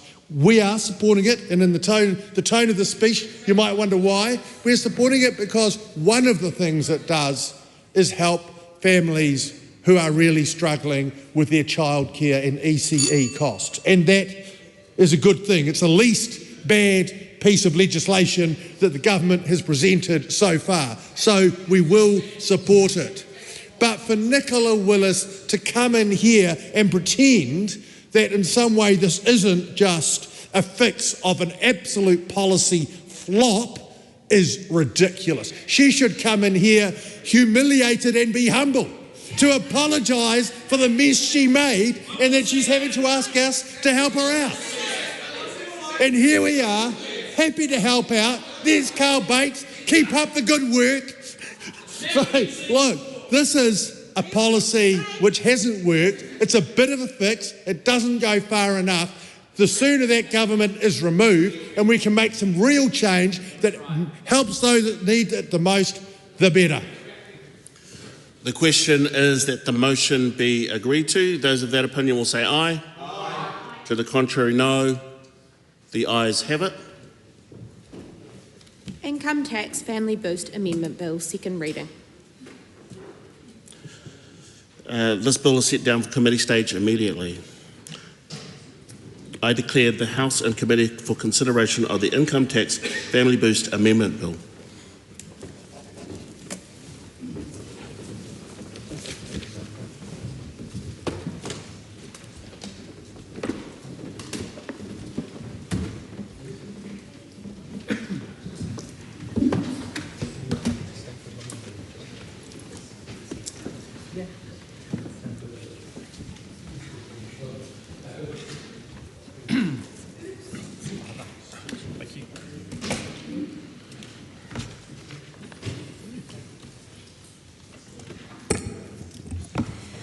Members, the House is in committee on the Income Tax Family Boost Amendment Bill. We now come to Clause 1, and this is the debate on the title. The question is that Clause 1 stand part, and I just wanted to make a point before we start this. We've received a number of amendment papers around the title, and I've had a good look through them, and it's likely that I will rule some of them as an attempt to criticise the bill. So I just wanted to make members aware before we start Clause 1, just being very logical with the title clauses, because some of them are quite a stretch. So having said that, the question is that Clause 1 stand part. I'll just clarify, we're going through this clause by clause, are we? I have not been told any different. Okay, yeah, that's good. Yes, well, I'm very happy to talk about the title, because I do think that the title doesn't really capture what this bill does, Madam Speaker, if I may take a call. Really, this is a bill which addresses the problem that there are no people, and then it's unlikely there ever will be any people getting $250 a week, which is the maximum that people are entitled to. Presumably, I think the Minister said in her speech, or she alluded to the fact that, in fact, to get that amount of money, you'd have to be paying an enormous amount of childcare because of the fact that it's a subsidy and it doesn't pay for all the childcare, and childcare doesn't usually consume that amount of a household income. So really we should be calling this bill something along the lines of the income tax imaginary $250 per week subsidy bill, because that's what it is, it's imaginary. And in fact it was misleading to go to the electorate and say that there was going to be those subsidies to a large number of people, and the government hasn't fronted up and said, look, here is the actual figures, because they will now know. They will actually now know with a pretty high degree of accuracy what the curve of the subsidy will be, who will be getting the most and how much that will be, and where it will tail off, and what the entire curve and distribution of those will be. And the government should be upfront about that. So look, in fact, if we're going to change the title of the bill, and we should, and in fact there may be some amendment papers either here or arriving shortly that do that. So the income tax, I think, imaginary $250 a week subsidy bill is a good start, but if you don't like that one, I'll address some more in due course. Honourable Dr. Deborah Russell. Madam Chair, I too want to speak to the appropriateness of this name. And in particular, I want to talk about it because although on the face of it, what this bill does is just increase the amount of family boost available to families, and this is a good thing, which we've said we support because of the cost of living. In actual fact, it disguises what really has gone on with this bill. And that is that right from the start, this policy was flawed.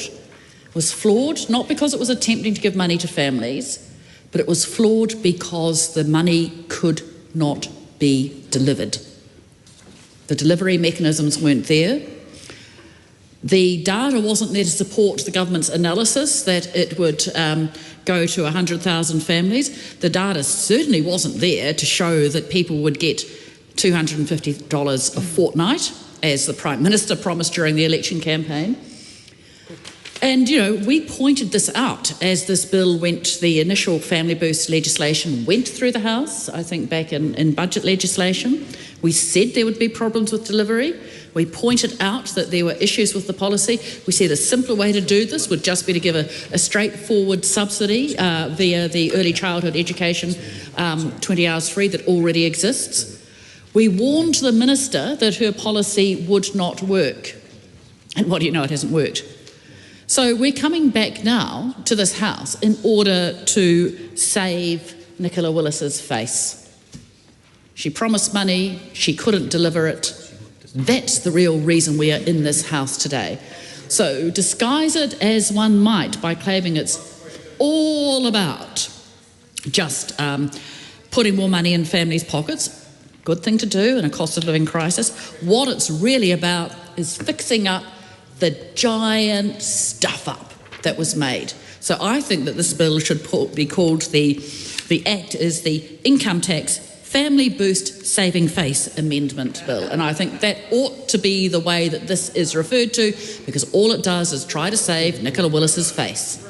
Honourable Simon Watts. Yeah, thank you very much, Madam Chair. And for those watching at home this debate, you can tell by the quality of the contributions from the party on my left that they are not taking what is a significant benefit for New Zealand families seriously at all. And the fact that we are increasing the income threshold for people to be eligible for family boost from $180,000 to $230,000 is a significant increase in scope. The fact that we're increasing the credit from 25 cents to 40 cents is significant. I think in all fairness, let's take this issue seriously. This is a significant win for New Zealand families and we should treat it as such. Can I just make it clear that I will judge the quality of the contributions? Thank you, Dr. Aisha Viral. Thank you very much, Madam Chair, and it is with the utmost seriousness that I begin my contribution, because of course Labor is supporting this bill, because we recognise the government has owned up to its mistake today and has finally, after months of pressure in this House from my colleague Barbara Edmonds and from my colleague Dr. Deborah Russell, the government has finally seen the light. So we want to be recognising of the fact that they have changed their policy, their unworkable policy that they took to the election, and just make sure that this turnaround is appropriately recorded in legislation by giving the bill a title that reflects what it actually does. And because we've been so vigorous in our prosecuting of the fact that this policy has been unworkable in the House, we would just like the gratitude of having that reflected in the title. So we would like this to be the Nicola Willis Caves to Labor's Pressure Bill, because that is a description of what's actually happened. The government has defended this policy in this House for months. We have made the case that it benefited, that no one received the $250 that they were promised at the election. And therefore, we now want to have this turnaround appropriately noted. The other potential name for this bill, because we know that as the Minister reflected in her contributions, people are finding it tough out there. There is a cost of living crisis, and the government has spent an awful long time supporting a bill that wasn't delivering to expectations for New Zealanders. So I would humbly like to suggest this is called the Out of Touch with Working Parents Bill, because working parents face everyday realities of making their budget add up. Childcare is a significant cost, and yet for 2 years the government has been arguing that this unworkable policy that they are now having to correct was all right, and yet today, under urgency, we're passing a change to all of that. So it would just be appropriate to note that the government has recognised that it hadn't met the needs of working parents because it was out of touch. And then finally, I think working parents would quite rightfully ask the government, this could be called the show me the money, because they haven't been getting the money. There are multiple instances of Christopher Luxon quoting, saying that working families will get $250 at the last election, and yet the government can't find a single family that has received the $250. And we saw a valiant attempt at defending that from the Minister of Finance in the earlier stages of this debate, when she said, I think she was essentially saying that theoretically, if someone did have high costs, they could get $250 from a rebate from this policy. But the fact that no one exists who's got that rebate shouldn't be held against that bill. Well, that is absolutely ridiculous, and Kiwis could quite rightly ask the government to show them the money. But then when I reflect on this, that this was a policy the National Party designed in opposition, and that has proved to be utterly unworkable in government, I'm also reminded of their cancer medicines promise, which they had to defer because they couldn't get that. So we could also call this bill the problems in the National Party policy shop bill, because they're unable to really seriously put forward proposals that would help working people. And then finally, because I do find Mr. Campbell's contributions give me many reasons to continue to speak. We could also think about the fact that this is, as my colleague has said, face-saving, and yet has been an overly bureaucratised bill, with 25% of the costs going on to administration of the bill rather than giving relief to working families. So we could call it the making red tape bill, because I know that is a particular preoccupation on the part of government members. So there we go, 5 excellent contributions to renaming this bill. Honourable Barbara Edmonds. Thank you, Madam Chair. And I want to support a number of those titles to and amendments to the bill title that the Honourable Aisha Verrill has just run through, because it is quite farcical that this particular bill is here fixing the mistakes of a policy that was bound to fail because of the administration costs, the compliance costs. And then when I look at actually the regulatory impact statement about what's the policy problem is that the Family Boost is reaching fewer families and providing less financial assistance than originally intended. So it's quite clear that this is an omission of a failure of a bill. So hence why my suggestion is to the Minister in relation to this bill is maybe calling it the Income Tax Save Family Boost from Further Failure bill, because it's quite clear that through the contributions in the House this morning, which clearly set out all the different failures, from when the admin cost was around 20% of the spend, when that was promised that 21,000 families would get the full $250 that was promised at the election, actually being less than 300 families, or the 130,000 families that was meant to get Family Boost or entitled to Family Boost that was then revised down to 100,000, which is now less than 70,000, or actually 58% as set out in the regulatory impact statement. I think the Income Tax Save Family Boost from Further Failure bill is actually a perfect title for this particular bill.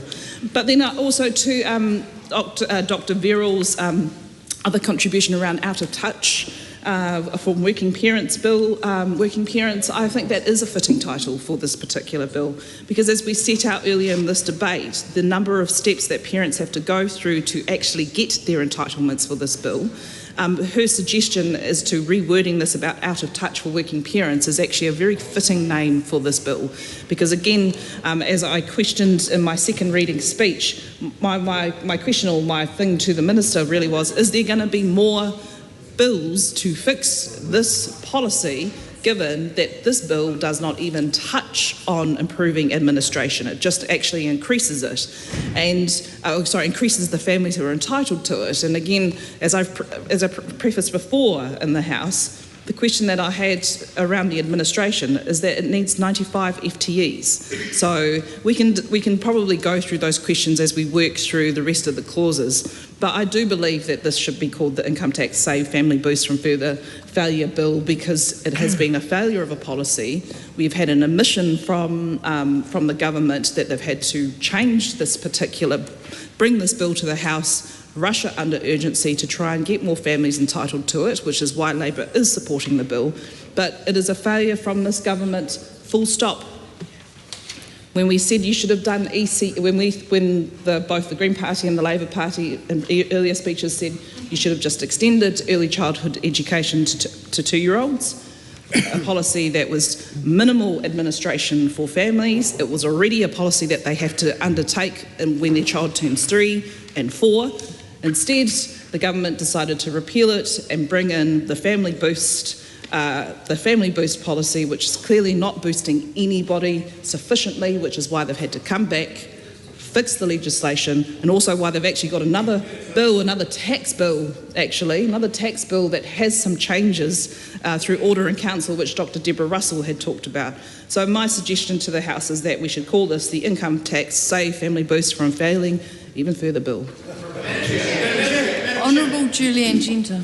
Madam Chair, I just want to read, because we're here in urgency, and obviously we're not going through a full process, and I believe when this bill was originally brought in, it was also, so the primary legislation this is amending was brought in under urgency during budget urgency, so we've never had a select committee on this policy or this legislation. Reading from the regulatory impact statement, options to expand family boost. Summary, this is from the officials at Inland Revenue. What is the policy problem? The policy problem is that Family Boost is reaching fewer families and providing less financial assistance than originally intended. Well, intentions are all good, but here we are, we have the evidence that Family Boost has not been working. And during a cost of living crisis, it has not been providing the financial support to families who need it that it was intended to. So what would be much better is if the coalition government and Nicola Willis hadn't cancelled the planned extension to free 20 hours ECE to 2-year-olds. That would have easily reached a whole lot of families in the past year and a half. It would have meant thousands of dollars more in the pockets of families of 2-year-olds. It would have made a substantial difference. And here we are rearranging deck chairs on the Titanic of this policy, Can I just remind the member that we're on title? Yes, on the title. And that's why, but the title says it all, right? Family Boost. It's all just a marketing exercise to make it look like the coalition government actually wants to help families when they chose to give billions of dollars to landlords and tobacco companies, and for that reason they didn't have enough money to do the planned extension of free 20 hours ECE, which would have actually helped families who had 2-year-olds.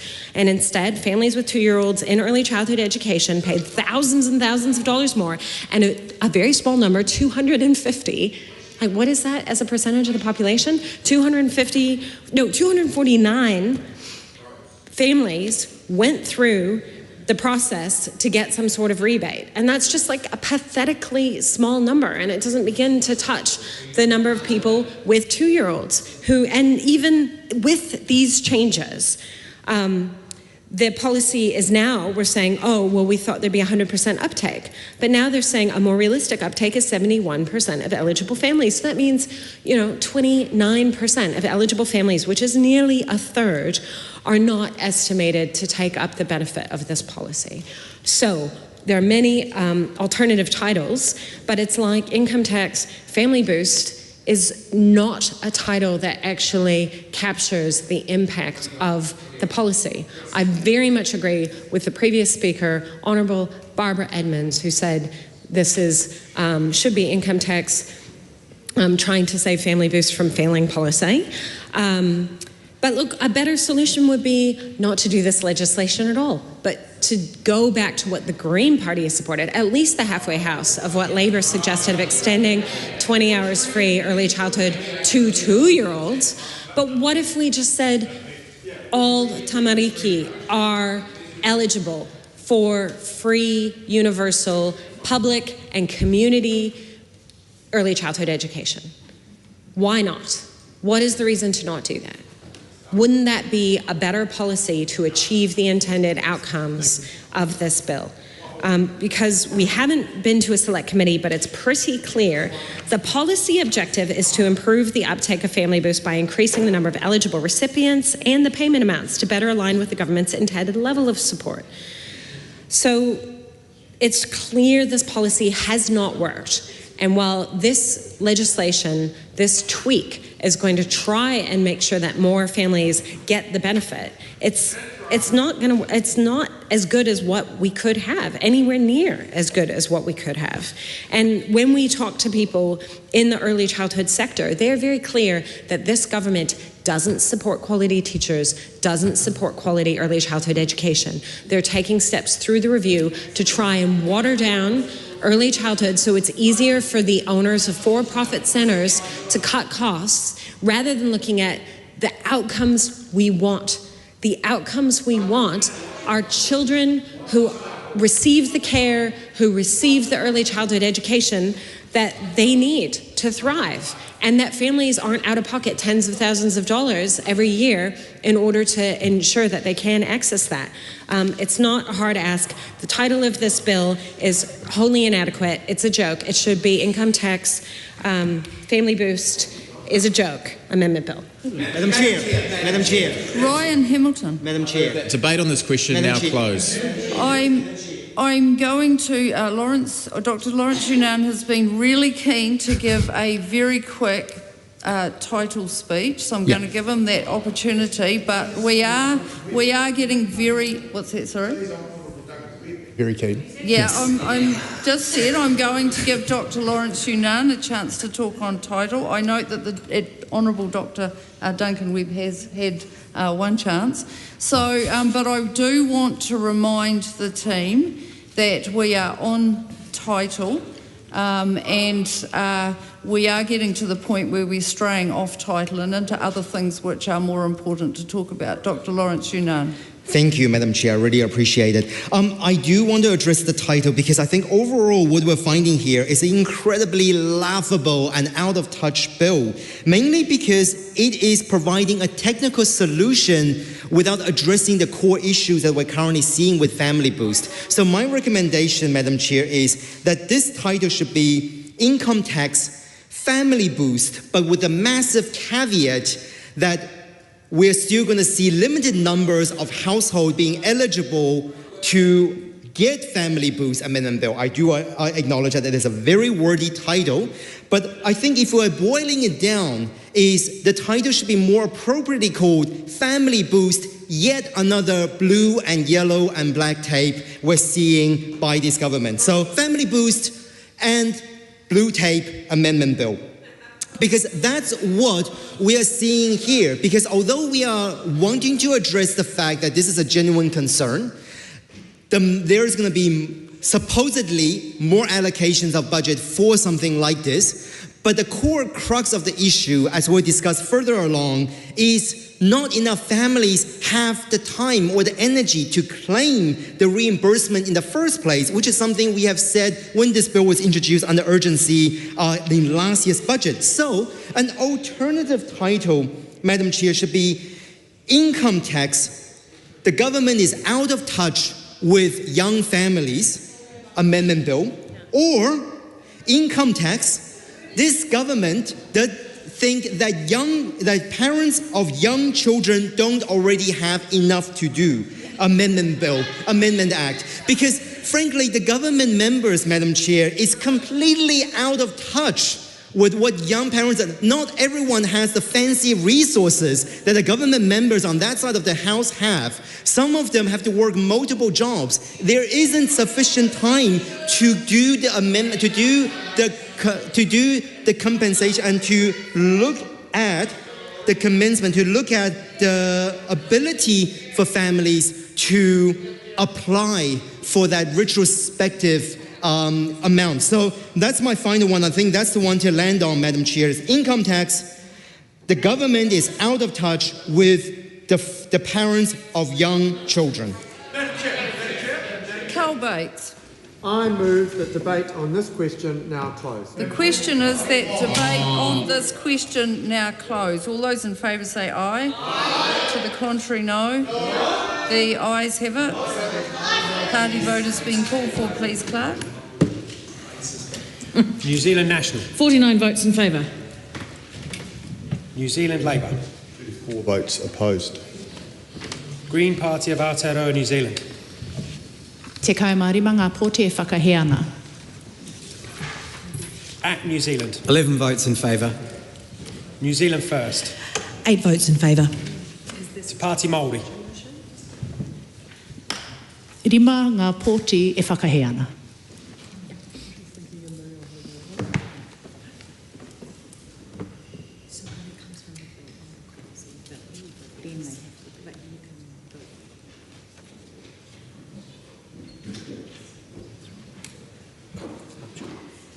The ayes are 68, the noes are 54. The question is agreed.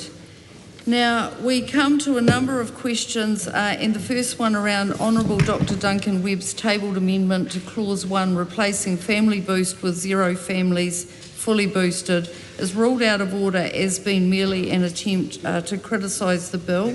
And there are a number of amendment papers which are also deemed by myself as merely an attempt to criticise the bill. So I don't think we need to go through those one by one, is my judgment at this point. My advice says no, I don't, Dr Duncan, but I will hear your point of order. The standing orders in Speaker's rulings in dealing with amendments allow amendments to be dealt with together where they are all essentially achieving the same thing. Each one of those amendments that you're addressing is quite unique, has a quite different title and makes a quite different point. So each of them should be dealt with on each of their merits. Whatever the decision of the chair is, or this House, should be dealt with individually.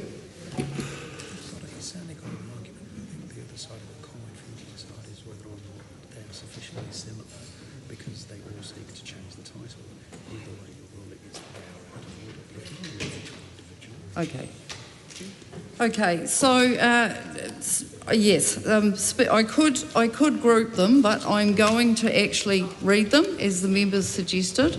It won't change the result, but as the members requested, I will read them. So the next one is that Honourable Dr Duncan Webb's tabled amendment to Clause 1, replacing family boost with broken promises, is ruled out of order as merely an attempt to criticise the bill.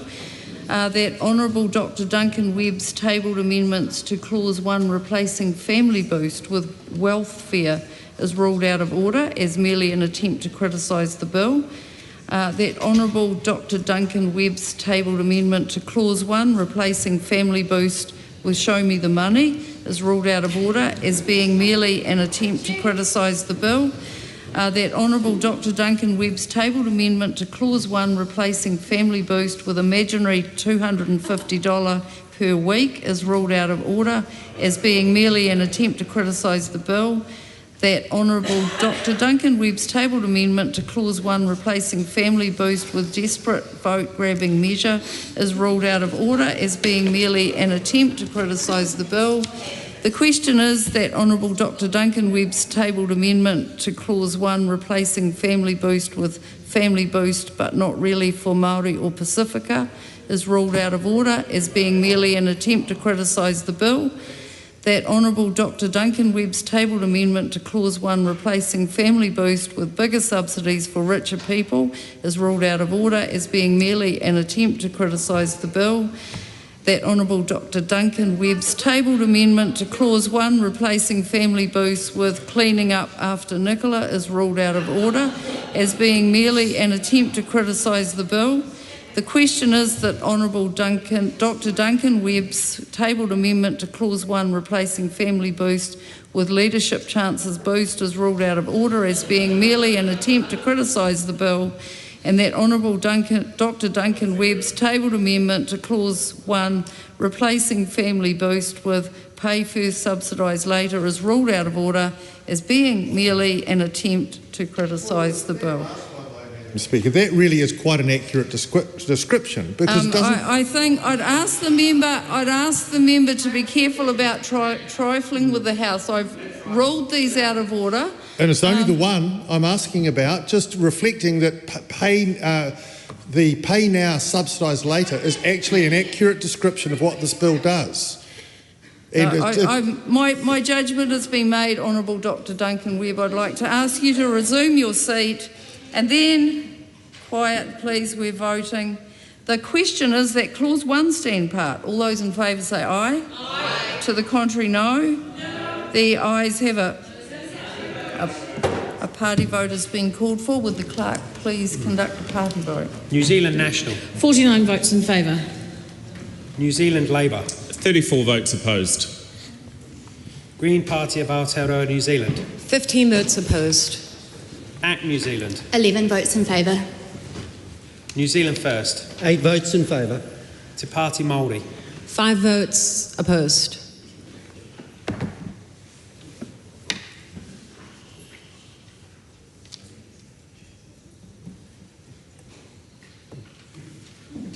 The ayes are 68, the noes are 54. The question is agreed. Members, we now come to clause 2, which is the debate on commencement, and the question is that clause 2 stand part. Madam Chair. Honourable Dr Deborah Russell. Madam Chair, this bill comes into force on 1 July 2025, so that's backwards looking from here, from today's date, which is the 17th of September. Now, in a sense, that makes a certain kind of sense because this childcare rebate is claimed in arrears. People have to pay the childcare fees up front and then collect the receipts from their early childhood education provider and submit those to Inland Revenue, who will pay out the rebate. So even though people are eligible for it from 1 July 2025, they won't actually have the receipts nor make the claim until the end of this quarter. So in a sense, going retrospective there is not such an issue. However, the more interesting thing to consider is why not make the commencement date for this bill 1 July 2024? Now, there is a table amendment on this, putting this in place in my colleague, the Honourable Barbara Edmonds' name, and it's a very simple one, just replace 2025 with 2024. And it means that the changes in the bill would take effect from 1 July 2024. Now, the Minister of Finance, when she's been asked questions about this in the House, referring there to the pressure that my colleague, the Honourable Dr Verrill, has referenced in her speech, has made much of the point that families don't lose the capacity to claim for their childcare just because the quarter has passed. They can save up their receipts and claim them all in one lump if they like at the end of the year, or at any time that actually suits them. The point of filing them every quarter is just that's how often a family may do it. They are not required to do it every quarter. And in fact, I think the Minister of Finance has at times said that, in fact, families could claim in 3 or 4 years' time if they wanted to, as long as they had saved the receipts. It was not necessary to claim on any particularly time-bound basis, except for that up to 4 years. So she's also said that really one of the reasons that, well, she hasn't really said it this way, but the reason that we are here debating this is that, quite simply, Family Boost wasn't paying out enough. There weren't enough people claiming it. The settings were wrong. It seems that not everyone who could claim it was claiming it, that not enough people were aware of it, that the only reason that Family Boost hasn't paid out as much as the Minister had hoped was because of some of those issues around not understanding it and so on. So it really does beg the question, if we want to subsidise families more, if we want to cover more of the cost of childcare, why not go back to 1 July 2024? That would enable those families who've already, those receipts are already in. It would be quite straightforward for Inland Revenue to go back and pay out the additional subsidy to those families who had already been there. So why not go back? The idea was to get the settings of Family Boost right, to ensure that the amount of money that the government had budgeted for it was actually getting paid out. But in order to do that, I think it behoves this government to go back to 1 July 2024. Now, there'll be families who've got receipts sitting there who would probably like to claim them now. So perhaps they could, they might be able to do that if this went back to 1 July 2024. So I'd ask the Minister to consider whether or not it would be reasonable to go back to that date on the grounds that that would then get more of the payout that government promised to families actually into families' hands on a reasonably timely basis. So just please, something around that commencement date, please, Minister. Dr. Lawrence Zenon.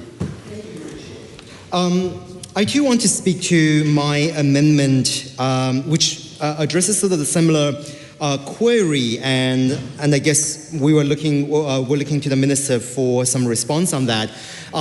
So my amendment paper also states that the commencement date should go back to 1st of July 2024, when Family Boost was first introduced, because noting that the 1st of July date 2025 is already retrospective, there's no reason for us to go back even further. And based on what we're seeing in terms of regulatory impact statement, it also doesn't specifically highlight, at least from a cursory reading, the reason for that particular retrospective date. Understanding it is the beginning of a quarter, that does make sense.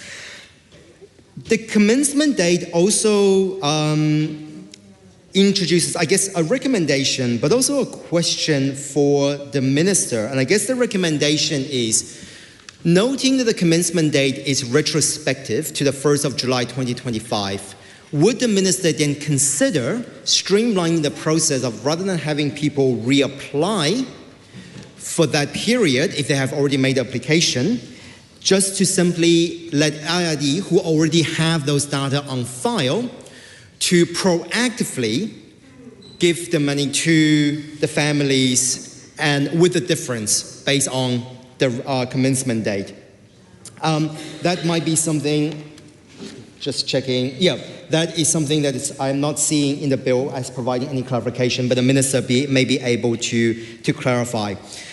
The other question I have to the Minister is, what does the 1st of July 2025 date imply? Is that implied in terms of the date of service, as in that the family is able to apply for the reimbursement and get a higher rate from the 1st of July 2025, or is this the date of the application to IRD for reimbursement? That also would mean that, let's say, certain families who have applied maybe proactively before that date, let's say for the first quarter or for the second quarter, probably in this case more for the first quarter, would not be eligible for the new threshold, whereas families who are applying for the first quarter potentially after the 1st of July date then would be eligible for the higher threshold. So just a clarification from the Minister on if the 1st of July implies the date of service as in when a child is at ECE, therefore they're eligible for it, or the date of application for reimbursement. Thank you. Honourable Simon Watts. Yeah, thanks members for those questions. In regards to the question on the ability for people to reapply, people will not need to reapply for claims open on the 1st of October 2025 for ECE fees from the 1st of July 2025 to the 30th of September 2025. In regards to the question around retrospectivity around the amendment, we will not be accepting those amendments. I mean, the practicality, we've had 240,000 applications to have to go back and reopen every one of those 240,000 applications, reevaluate and make that is simply not a practical reality and hence a practical pathway that's been outlined. Barbara Edmonds. Mr. Chair, and this really is the show me the money moment for the government, because the opposition is trying to support the government to ensure that it meets the purposes of the bill, which is to increase the number of recipients eligible for this payment, to increase the payment amounts and maintain the fiscal envelope. But what we've just heard from the Minister is he does not believe that this should be retrospective back to 1 July 2024, which is covered within the amendment paper by Dr. Lawrence Unan and also my tabled amendment paper. So my question to the Minister is, if the Minister of Finance has continually said that families have up to 4 years to be able to be entitled to this, to lodge their claims for Family Boost, why can't this go back then the full 4 years in which the Family Boost payment came into force, which is 1 July 2024. It meets all the purposes of this bill, which the government has put to the House because of its failure of this policy. Why, therefore, can they not show families the money that they're entitled to and take it back from when it first began? Because the Minister, in his response to an earlier question, which he just said, October 2025 is when they'll be able to apply, but it goes back to payments from 1 July 2025, that makes total sense. So because this is backward looking, take it all the way back from when Family Boost started.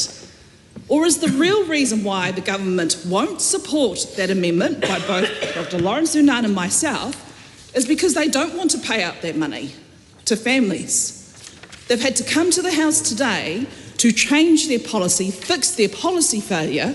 They're getting good faith support from the Labour Party to be able to do so. Why, therefore, can't they take it all the way back from when Family Boost started, which is only an additional year? And to the Minister's point that they'd have to go and reopen 240,000 claims, that is still less than, or fewer than actually what was first proposed. Because if the House again can remember, this government promised 130,000 families would be applicable for Family Boost when they campaigned on it. Instead, we have less than 70,000 families who've got Family Boost. So I think it's worth the effort, given you've got 95 full-time equivalents at IRD having to process this. You're spending 20% of this particular policy on the administration. I think you have the resources available to be able to support those 240,000 claims, to be able to take them back. Because if you can do it for the full 4-year period, why can't you do it for a 1-year period? So I think this is really the show me the money moment for the government, because they've come here, they're fixing their policy failure, they're saying, well, we want more people to be entitled to Family Boost, but they don't want to take it back to the very first day that Family Boost was in. So I don't think I've heard a clear reason other than reopening 240,000 claims. You've got the resources, you're spending 20% of the money on the administration, you want people to be entitled to their entitlements, because definitely the Prime Minister wants people to be entitled to their entitlements. So do the right thing by Kiwi families and take this back 1 year from when you first introduced this policy, and we will ensure, as we've said, we're supporting you with your policy failure fix. So take it back to 1 July 2024.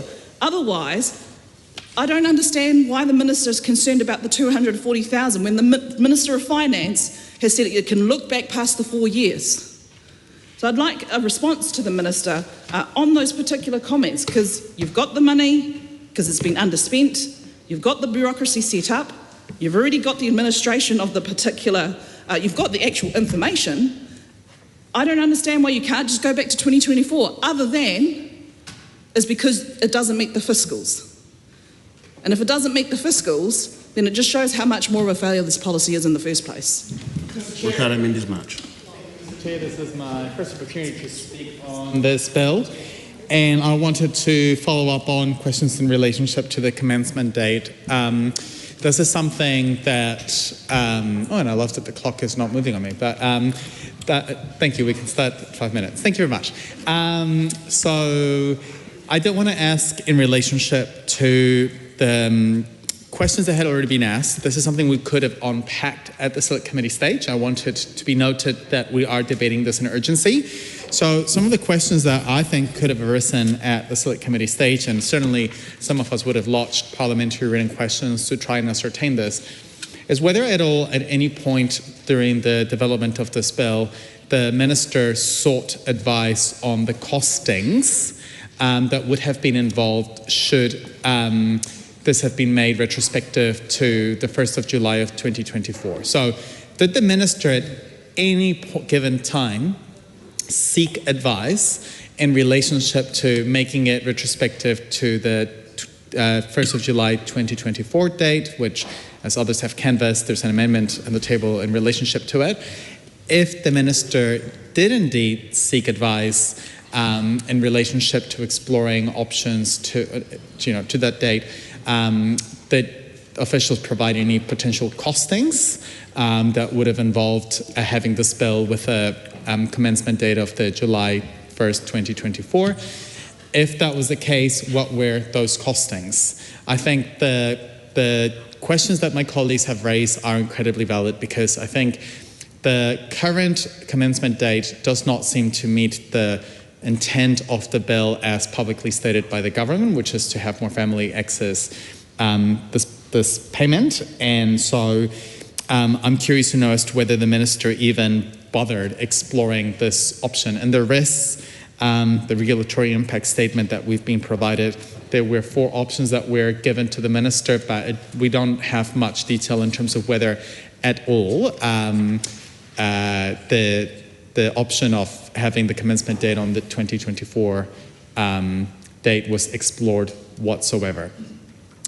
Following from that, if the Minister did explore having the commencement date and the development of this bill being the 1st of July 2024 date, I wonder whether he also asked for a distributional impact analysis on whether, for example, particularly because of the changes in incomes and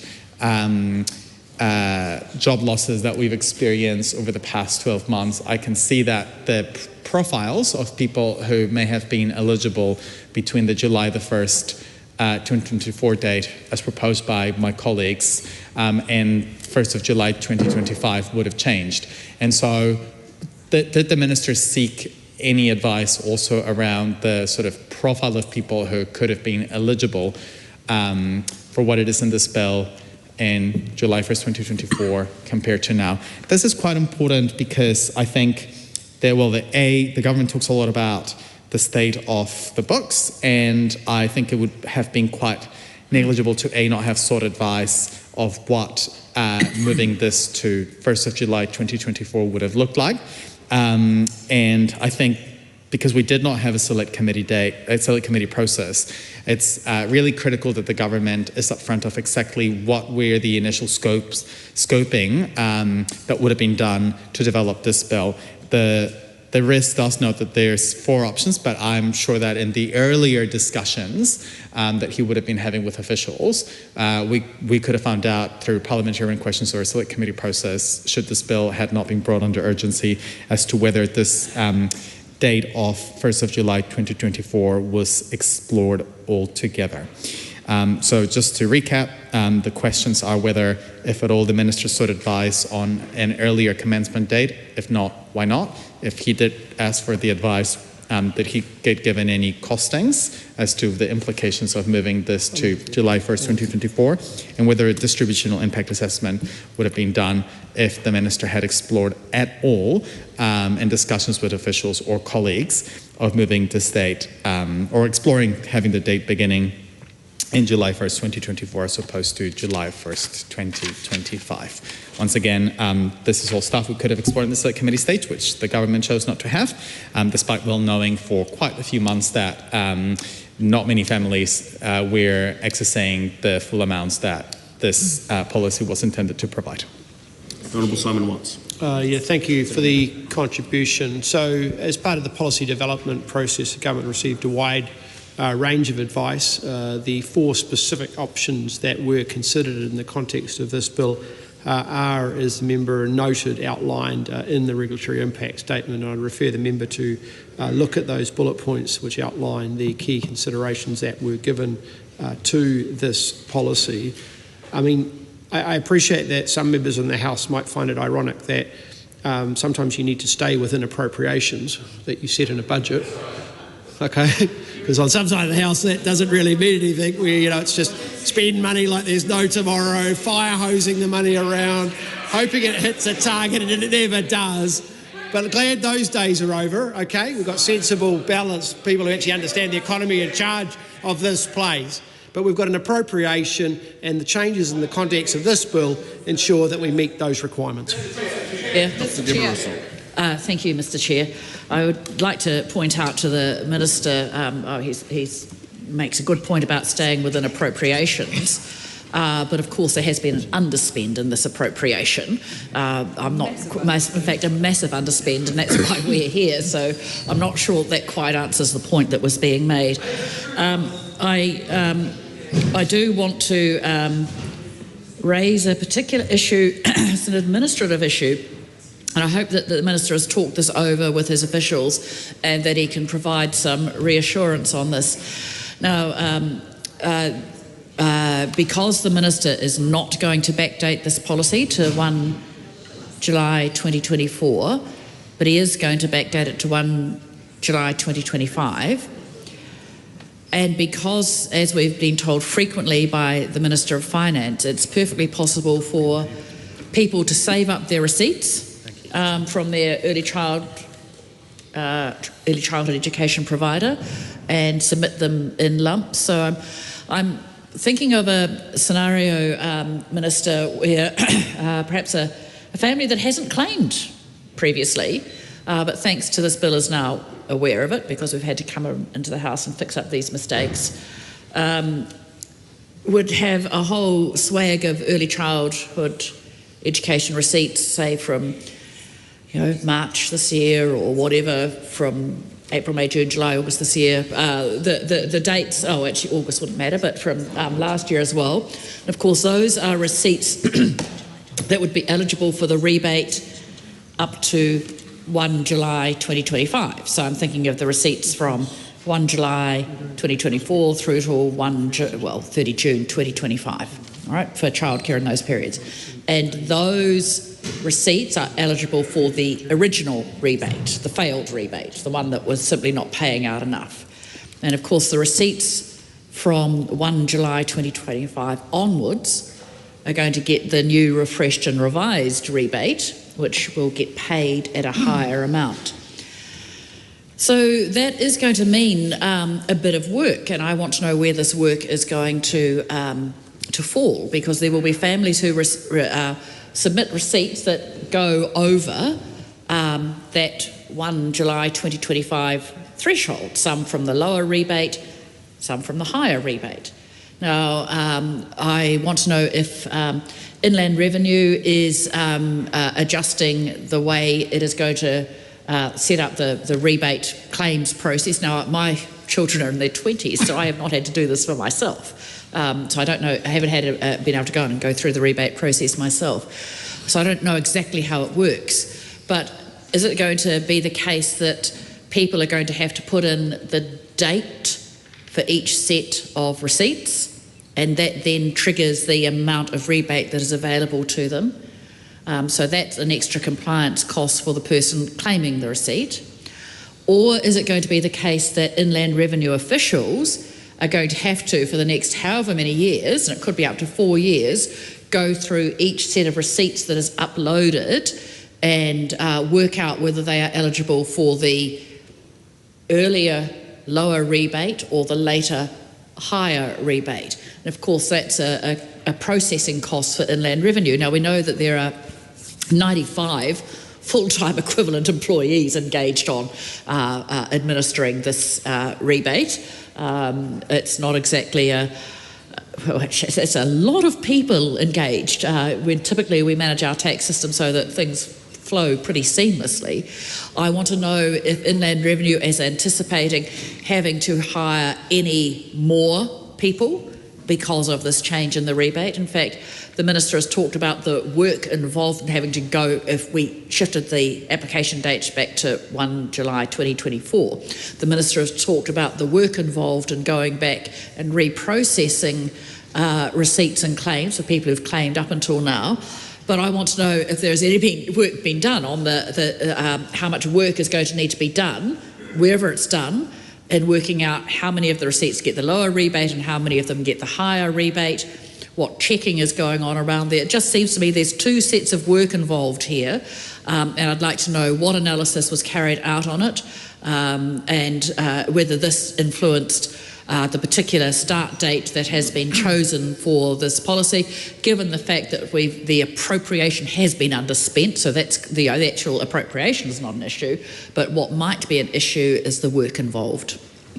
The Honourable Simon Watts. Madam Chair, as a member will recall from her time as the Associate Minister of Revenue, the aspect or the point that's being noted is from the 1st of July 2025 onwards, families who are claiming the rebate will be eligible for the new rate at which we are putting through today. And in the circumstance where a family has not made any claims to date in regards to any periods, they will still be able to make a claim. However, their claim, again, will be relative to the period from the start on the 1st of July 2024 through to the 30th of June 2025 at 25%, and then beyond that at the new rate. And that is the way in which it will be calculated. It is a clear-cut point in time of which the rate has changed. From a practical implementation point of view, that allows the department to do what it will do. There is no intent for the department to increasing resourcing as a result of these changes. They will be able to deliver that through baseline because they're a very effective department. Carl Bates. Mr. Chair. Mr. Chair. Now closed. Ricardo Mendes-March. Thank you, Mr. Chair. One of the questions that I'm still seeking adequate engagement on, because the answer that I got is I sought a range of advice, but I specifically asked the Minister as to whether he sought advice on the commencement date being made on July 1st, 2024, and if so, whether he sought any costings. I think because we didn't have a select committee process, I don't think it's good enough to just say, I sought a range of advice. I think the Minister should honour the fact that this is a process that has been led by urgency. But Mr. Chair, I had a couple of other questions, and again, these are issues that we would have canvassed at the Select Committee stage. And I think this is quite related to the commencement date anyway, so I may as well use the time right now that I have. And it seems amazing, I've still got 5 minutes left. So I appreciate the additional time.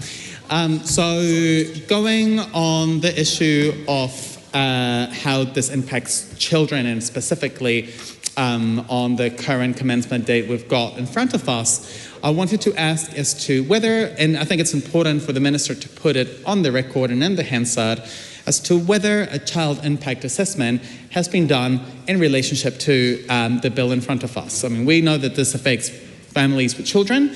In a select committee process, ordinarily members are able to ask for a child impact assessment being produced by officials. In my view, this is one of those bills where, because it so explicitly affects children, that I would like to know as to whether the Minister sought for that to be produced. And if that is the case, would he mind tabling the child impact assessment, or maybe talk about the findings if one was made? And if not, I would like to know as to why that didn't happen.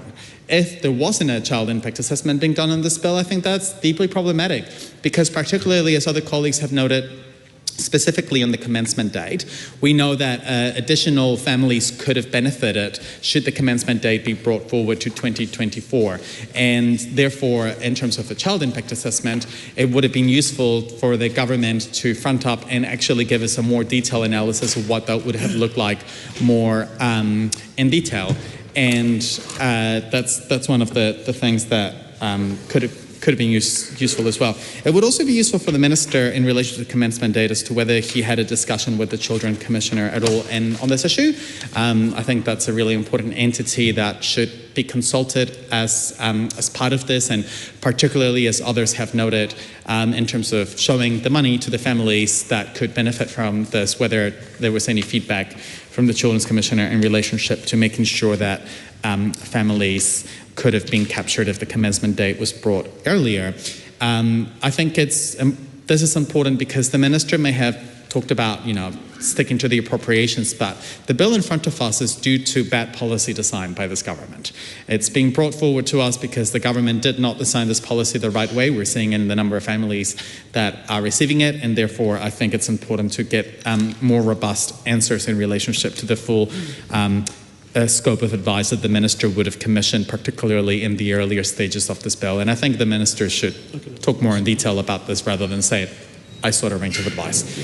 The other thing I wanted to ask, and again, I don't think this is a specific part of the bill in which this would have better fitted, but I think because this is brought under urgency, this would have come up in the Select Committee stage as well, is as to whether the Minister sought any advice in relationship to whether this bill contributed in any way to the government's child poverty reduction targets. I probably think the impact would be minimal if there was to be any, but I think this is quite important to note because the current projections, and the Minister talked about appropriations, the current projections that we have in front of us when it comes to child poverty is that material hardship is projected to continue to rise as a result of government decisions. And so I think it would be curious if no advice was sought in relationship to meeting child poverty reduction targets. Again, this would have been such a simple question that we could have asked of officials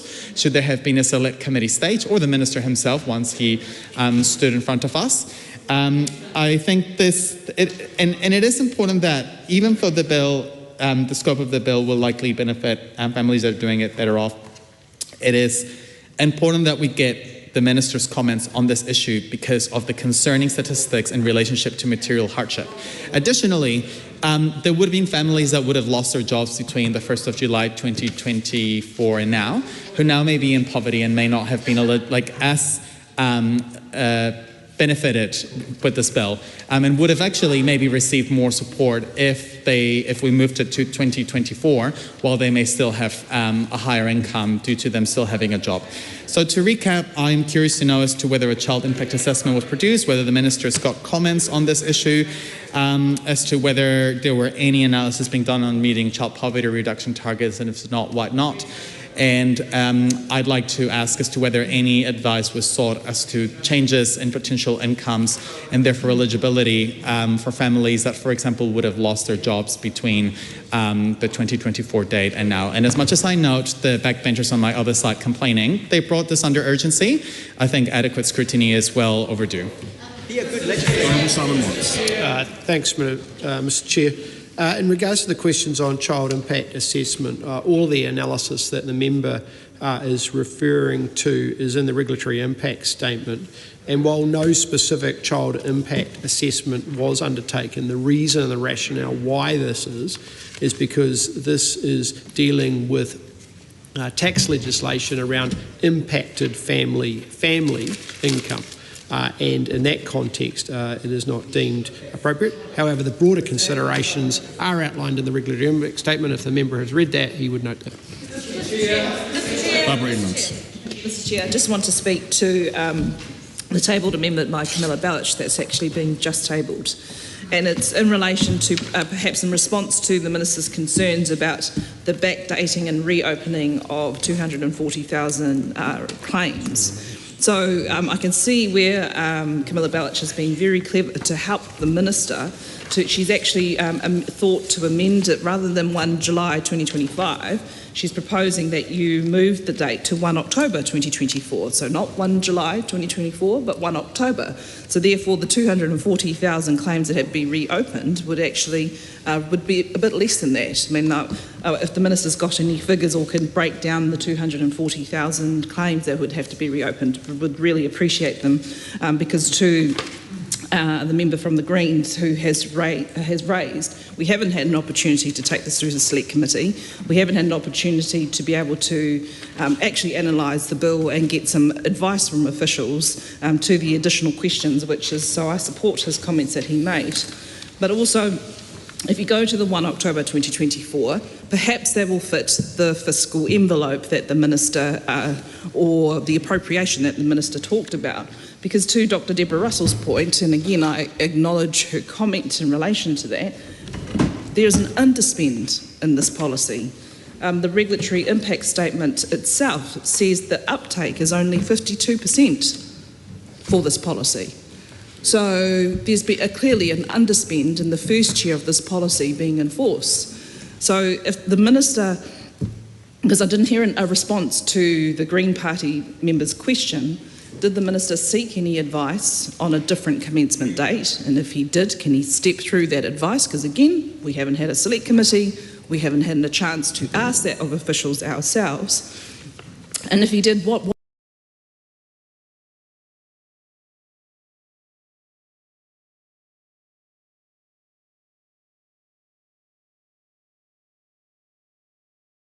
was that advice? So therefore, we can be just as helpful and keep recommending amendments to ensure that the maximum amount of families may have a chance. And I say only a chance because it's quite clear that the uptake is so low at 52%. We want to be able to make this as easy as possible for them. And since the government doesn't want to put in any proposals to actually make the administration easier, they've got the money, they've got the bureaucracy there, they've got the 20% that they spend on this, which is on administration costs for the department.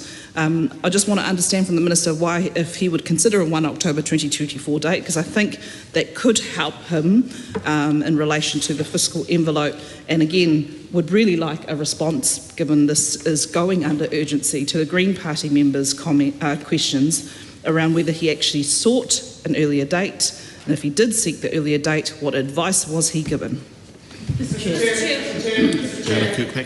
I move that debate on this question now close. Keep this short. I didn't actually get an answer from the Minister in terms of the administrative load around this changed commencement date. Now, the Minister made the very correct point that you look at the receipt date, the one, that was quite straightforward in terms of how much people get in terms of a rebate. That's really clearly defined by when the person received the childcare services and the receipts along it. Those dated for childcare before 1 July 2025 get the old rebate, ones from 1 July 2025 onwards get the new rebate. That's a really straightforward point. No worries there, and that was the Minister's reply. And I'm sure the worry that what I was concerned about, though, was actually the administration of that. Are families going to have to upload extra information to Inland Revenue? Are they going to have to navigate their way through a website which makes them classify receipts into pre-1 July 2025 and post-1 July 2025? Or is Inland Revenue going to have to go through each set of receipts that is uploaded and have people actually checking the date on them and classifying them to ensure that the rebate that is applied to each receipt is the correct rebate? So it's an actual workload processing issue there. What I want to know is what analysis was done around that. The Minister has already said that they're not intending to hire any more than the current 95 full-time equivalent employees who are engaged on processing Family Boost, but there is some extra workload somewhere in this, now that we've got a date that separates how much rebates are worth on one side of that date or the other. So if the Minister could speak to the actual workload, not the calculation. Honourable Simon Watts. Mr Chair, there isn't a significant increase in workload on the IRD team as a result of this policy change. It is simply a process change, and for the individuals that work in IRD, they will apply that new process to the application. They already undertake quite a significant degree of integrity checking of the information received from parents to ensure that it complies with this law. That will not change in terms of their process, but in the context of the amounts being payable and based on the duration and the dates of the periods being applied for, that will change, but that is not going to have a material impact on staff. Just picking up on a comment that he made, and appreciate that he delivered it with quite a bit of sass, but actually he noted in his earlier comments in relationship to my answer that a child impact assessment had been done and it was in the RIS. Can the Minister point out exactly where in the regulatory impact statement there are comments relating to a child impact assessment? There doesn't seem to be any. And if he's so confident that a child impact assessment was done as part of this bill, why isn't in front of us to evaluate its findings? And this is important because the regulatory impact statement, for example, talks about quite limited consultation, particularly only with the ECs, like mostly with the EC sector. The Children's Commissioner doesn't seem to have been consulted at all as part of this bill, and I'm curious as to why that was the case. So, and I'm also giving the Minister an opportunity to potentially correct himself, because he talked about the child impact assessment being mentioned in the RIS, the regulatory impact statement. This doesn't seem to be the case, although I'm happy to be proven wrong. And again, if he's so confident that there was a child impact assessment being produced, normally at the select committee stage, we would be given access to it. So why isn't he presenting to us the robust analysis on the impact of children this bill would have had?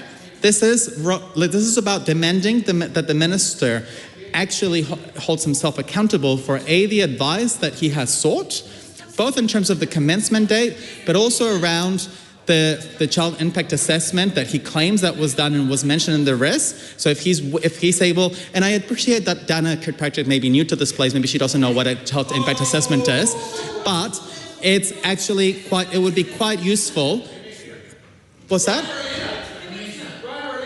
If we had had a select committee process, we would not be needing to ask questions that would have been made in the select committee stage. I appreciate these legislators are very new to this place, but I would appreciate that they understand why we're asking these sort of questions at this point in time, because they're related to a select committee process that we would have not had. So anyway, other than the innocuous and useless barracking from the other side, I'll recap my questions. So my questions was, where is the Minister confident that a child impact assessment was done? Members, I need to hear him. Yeah. If you could just quiet down a little bit. Yeah. You know. Stay seated. It's fine. I'll just recap my questions. Thank you, Mr. Chair. But just to note for members of the House as well, if we could relate this to the commencement clause as well, that would be... I appreciate that, but then I would like to seek some guidance from the Chair. Where would you like us to ask questions that we would have been able to ask in the select committee stage, including things like a child impact assessment, which is a completely fair thing to be asking in the select committee stage. So if it is not now, where would he like us to ask it? You can do it right now related to the commencement. Thank you. That's fine. All right, and so I do need to hear going back to my questions, because I do think these deserve answers. Is the Minister confident that a child impact assessment was done? If so, where in the RIS is this mentioned? If so, why wouldn't he put forward the findings of the child impact assessment that was supposedly done as claimed by the Minister for the sake of transparency? B, why was the Children's Commissioner apparently not engaged with at all in the creation of this bill, and only the sector? And I would like, once again, an answer to questions that have been asked multiple times beyond just sort of general answers like, I sought a range of advice, as to whether he actually sought any form of advice on an earlier commencement date. This is about robust lawmaking. This is about genuinely presenting to members of the public and the opposition have a duty to scrutinize this bill, that enough analysis was done on this bill in adequate agencies and reports were commissioned in relationship to this bill. So I do think it's quite fair for us to challenge the Minister when he makes claims that the child impact assessment is in the RIS, that he tells us where, because so far I've sought to find it in, with my colleagues, and we can't see it in the RIS at all. So if he's so confident, tell us where. And if he's so confident that a child impact assessment was done, table it so that we can look at what the findings were. I don't think it's a pretty hard ask. Maybe the child impact assessment didn't find anything controversial. That's fine. But actually, we do deserve a level of transparency in relationship to the advice that was sought and the reports that were produced. And the Minister seems to potentially be incorrect in the previous assertion he made, where he said that the child impact assessment could be found in the RIS. Honourable Seymour Luxon. I'd encourage the member to look at the Hansard of my response to his question, and if he had listened to my response, the answer would be within there. Just to give more guidance to the House, clauses 4 and 5 implement the substantive policy, so that could be a good place to canvass, to probe more deeper on things like child assessment policies and other issues as well, child impacts assessments as well, so there is an opportunity in clause 4 and 5, but if we could keep stuff to the commencement date, the House would appreciate that. Honourable Barbara Mr Chair. Thank you, Mr Chair. I mean, I find it really interesting how much the government members are interjecting and trying to take calls to close down this debate, given, again, we're in urgency. We've spent less than 3 hours on this bill, and you look at the date of the regulatory impact statement, it's the 25th of June 2025. So the question is, why did the Minister not attach this to his August taxation bill, which also has a family boost amendment in it, so that it could have gone through a select committee process? So I find the interjections and the calling of the closure for this debate quite interesting, particularly because what they're trying to close down are amendments from the opposition which actually increase the number of people that can actually get the greater entitlements in this bill. That's hilarious that this government, okay, yes, we need more people to get family boost because it failed. Okay, let's change the bill, let's put in new rates, let's increase the abatement threshold. But then, when we actually say, well, take it back to when it first started, the government members just want to shut down the debate. And I think the real reason is because, as the Minister said, the fiscal appropriation. But the fiscal appropriation, as the regulatory impact statement, which is dated of June 2025, showed, there's only been a 52% uptake of this. So to the commencement date, there is another tabled amendment in the name of Camilla Bellich to help the Minister again try and get more families into the greater entitlements that this bill introduces with a higher rate, higher threshold. Camilla Bellich has recommended that the House agree to a proposed amendment that for clause 2, the commencement date, to change it from 1 July 2025 to 1 January 2025. Again, it might deal with the processing issue that the Minister said, which is why we haven't gone all the way back to 1 July 2024. It might actually deal with the fiscal underspend or the fiscal issue because it's actually 1 January 2025. So you might have less people applying for it and there's less pressure on the appropriation. Or, again, are we just going to hear a response from the government members to shut down the debate, shut down any helpful amendments, which would mean that more people would be more families can actually be entitled to family boost in the new changes that come in. I don't understand why the government members would not support any of the numerous commencement date amendments, because if you don't like 1 July 2024, how about 1 October 2024? If you don't like 1 October, why not 1 January? We're just trying to help the government out to improve it even more, because the government members laugh. I know you're laughing at your own policy failures. It's quite clear that this policy has been a failure, which is why the House's time is being taken up by trying to fix this bill. And it doesn't matter how much the government members interject. Again, we're trying to help you out by increasing those that are entitled to it. So this is the government's show me the money moment, because we've given them different options for a commencement date. We've given them different options for a commencement date. And if they're going to vote down those commencement date amendments, it quite clearly shows the government doesn't want more families entitled to this, because if they did, they would have taken it all the way back to when Family Boost started. So you can laugh, you can heckle, even the chairperson, who I've got a lot of time for now, even though I still believe that Nancy Liu should have been the chairperson of that select committee. We still have a lot of support for you, Nancy Liu, the only female government member on the Finance Expenditure Select Committee. Seriously awkward. But however, we are trying to help the government increase this to more families.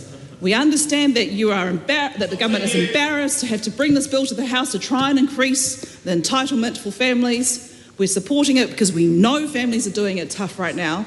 So actually go a little bit further, because you've got the money, you've got the process set up, go all the way back, if not to 1 July 2024, then at least maybe to 1 January 2025. Dan Bidwell. I move the debate on this question now close. The question is that debate on this question now close. All those in favour say aye. Aye. To the contrary, no. No. The ayes have it. Party vote has been called for the clerk to conduct a party vote. New Zealand National. 49 votes in favour. New Zealand Labour. 34 votes opposed. Green Party of Aotearoa, New Zealand. Te kaumarima ngā poti whakahe. Action New Zealand. 11 votes in favour. New Zealand First. 8 votes in favour. Te Pāti Māori. E rima ngā poti e whakahe.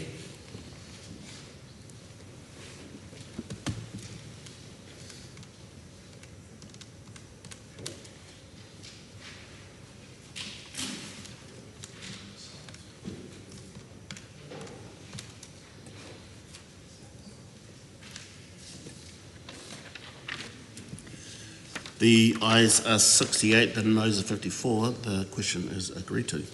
The question is that the Honourable Barbara Edmonds' tabled amendment to Clause 2 replacing 2025 with 2024 be agreed to. All those in favour say aye. Aye. To the contrary, no. No. The noes have it. Party vote has been called for the clerk will conduct a party vote. New Zealand National. 49 votes opposed. New Zealand Labour. 34 votes in favour. Green Party of Aotearoa, New Zealand. Te kaumarima ngā poti e whakaai ana. Action New Zealand. 11 opposed. New Zealand First. 8 votes opposed. Te Pāti Māori. E rima ngā poti e whakaai ana.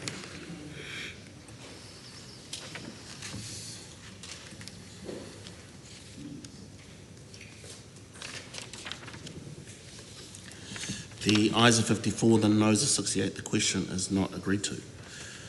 Dr Lawrence Unan's tabled amendment to Clause 2 replacing 2025 with 2024 is ruled out of order as being the same in substance as the previous amendment. The question is that Camilla Ballich's tabled amendment to Clause 2 replacing the 1st of July 2025 with the 1st of October 2024 be agreed to. All those in favour say aye. Aye. To the contrary, no. No. The noes have it. Party vote has been called for the clerk to conduct a party vote. New Zealand National. 49 opposed. New Zealand Labour. 34 votes in favour. Green Party of Aotearoa, New Zealand. Te kaumarima ngā poti e whakaai ana. Action New Zealand. 11 opposed. New Zealand First. 8 votes opposed. Te Pāti Māori. E rima ngā poti e tautoko ana.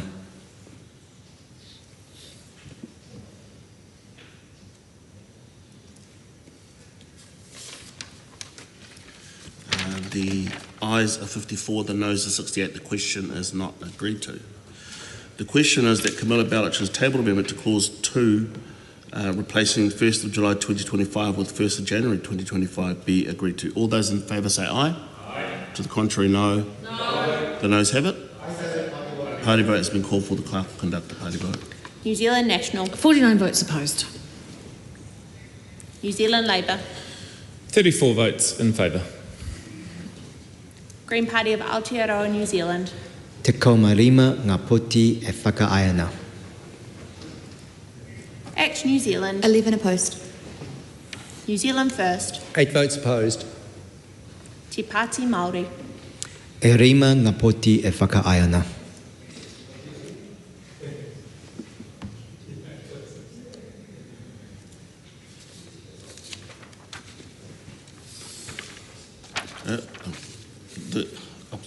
read it. The ayes are 54, the noes are 68. The question is not agreed to. The question is that clause 2 stand part. All those in favour say aye. Aye. To the contrary, no. No. The ayes have it. Party vote has been called for. The clerk will conduct a party vote. New Zealand National. 49 votes in favour. New Zealand Labour.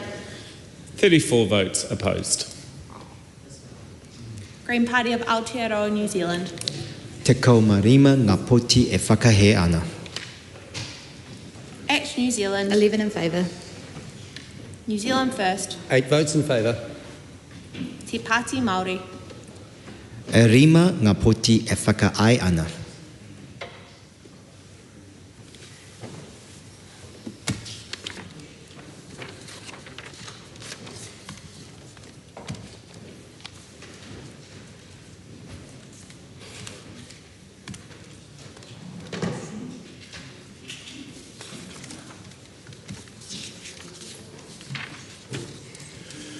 The ayes are 73, the noes are 49. The question is agreed to.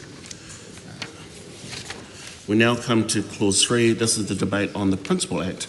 The question is that clause 3 stand part. Barbara Emmons. Thank you, Mr. Chair. As to your earlier guidance that you provided, this is the part where we can speak about the substantive policy. This is the Principal Act, but so I was talking about clause 4 and 5. Yep. This is clause 3. No, my apologies. Yep. So then, therefore, to the Principal Act, my question is to the Minister, because throughout the regulatory impact statement, there are some elements that have been withheld due to, I understand it's section 9 to F subparagraph 4 of the Official Information Act. So my question to the Minister is those particular elements, because again, this is a regulatory impact statement that was done in June. We haven't been able to scrutinise this in the select committee process. What exactly or why have they been withheld? And given the date of this particular regulatory impact statement, can they actually be released? Because my question really is, should some of those changes be done now through this particular bill or the next bill as part of the income taxation bill? Or actually should this be done as a separate bill itself, or these upcoming changes coming? Dr. Lawrence Sunan. Thank you, Mr. Chair. In terms of the Principal Act, I actually want to talk about the amendment, the overall amendment we're looking at in terms of the Income Tax Act, because one of the things we're looking at in terms of family boost is subsection MH of the Income Tax Act. When we're looking at MH1, so majority of the amendment we're looking at in this bill is around MH3 and MH5. But MH1 actually sets out the whole purpose of family credit in the first place. And I quote from MH1, the purpose of the Family Boost Tax Credit is to provide financial assistance to caregivers with early childhood education costs. Now, with that part of the Principal Act, it makes sense, but without any specificity, the ambiguity suggests that all caregivers at some form should have some form of financial assistance for the early childhood education cost.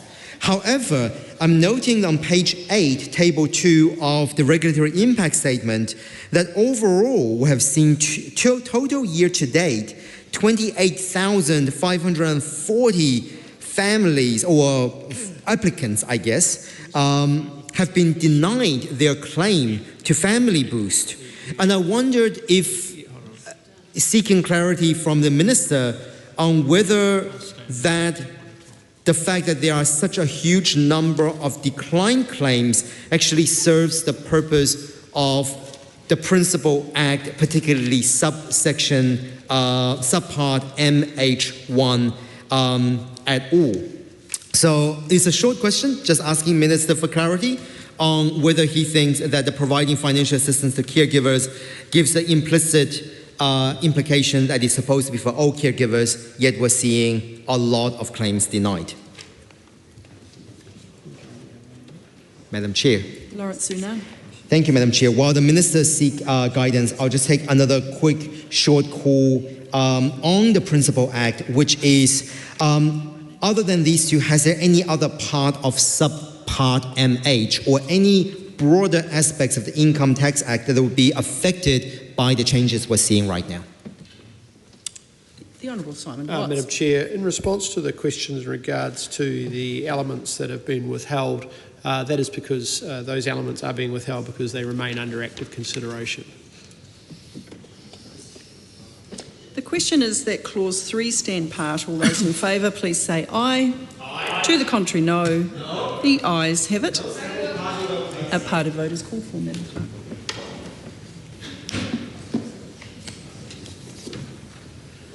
New Zealand National. 49 votes in favour. New Zealand Labour. 34 votes opposed. Green Party of Aotearoa, New Zealand. Te kaumarima ngā poti e whakahea ana. ACT New Zealand. 11 votes in favour. New Zealand First. 8 votes in favour. Te Pāti Māori. E rima ngā poti e whakaai ana.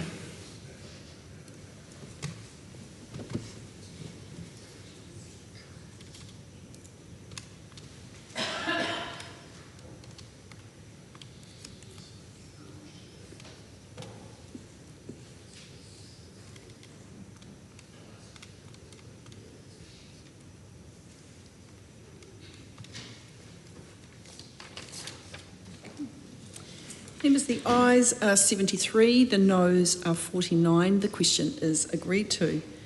We now come to Clause 4. This is the debate on Section MH3, Amended Family Boost Tax Credit. The question is that Clause 4 stand part. The Honourable Dr Deborah Russell. Madam Chair, Clause 4 and the debate to come on Clause 5, these are where the major work of this bill is done. And I think where the some of the policy issues are best discussed. Now, I think it's been reasonably well established that we have this bill in the House because the policy design was flawed from the start, and now we're coming back to correct that policy design. And in a particular way that the policy design was deeply flawed was that it's the rebate simply wasn't going to enough families, and the amount that families could claim simply wasn't enough. So in looking at the regulatory impact statement, we do have some analysis on the rate of uptake and what it's predicted to be in the new settings. So part of the problem is that and I'm quoting from the regulatory impact statement here, is that the current family boost uptake rate to date is 52.8%. Now, it does say this reflects 3 or 4 quarterly payments and assumes gradual uptake growth over time. One point there, just a slight point of clarification, which we could have gotten from officials during a select committee process, but not today. The way I'm reading that is that officials have collected that information over 3 quarters, and over that time 52% of the people who would have been expected to have taken up Family Boost have taken it up, rather than that there's somehow that 52% is spread over 4 quarters even though there's only 3 quarters available. I just wanted a slight clarification there to make sure that we're talking about the same sorts of numbers. Of course, that 52.8% is very low for a policy which aims to put money in people's pockets, and it's a real shame that it's worked out that way. I guess when doing social policy like this, there are 2 possible mistakes that a government can make, and a government has to decide which side of that mistake it's going to err on. Either the government is going to pay too little, so some people miss out who should have gotten it and needed it, and that's in fact the mistake that has happened here, or a government is going to pay too much, and some people who don't need the payment do get it in the first place. And that's just one of those things. It just goes that way, and it's very hard to get a policy that's exactly perfect. Nevertheless, this one did fail quite substantially. Here's the thing, by a lot, and perhaps that mistake is too big, it's why we're here back in it. But the new costing and the new model, and this is sitting in the regulatory impact statement, assumes a 71% uptake rate over time.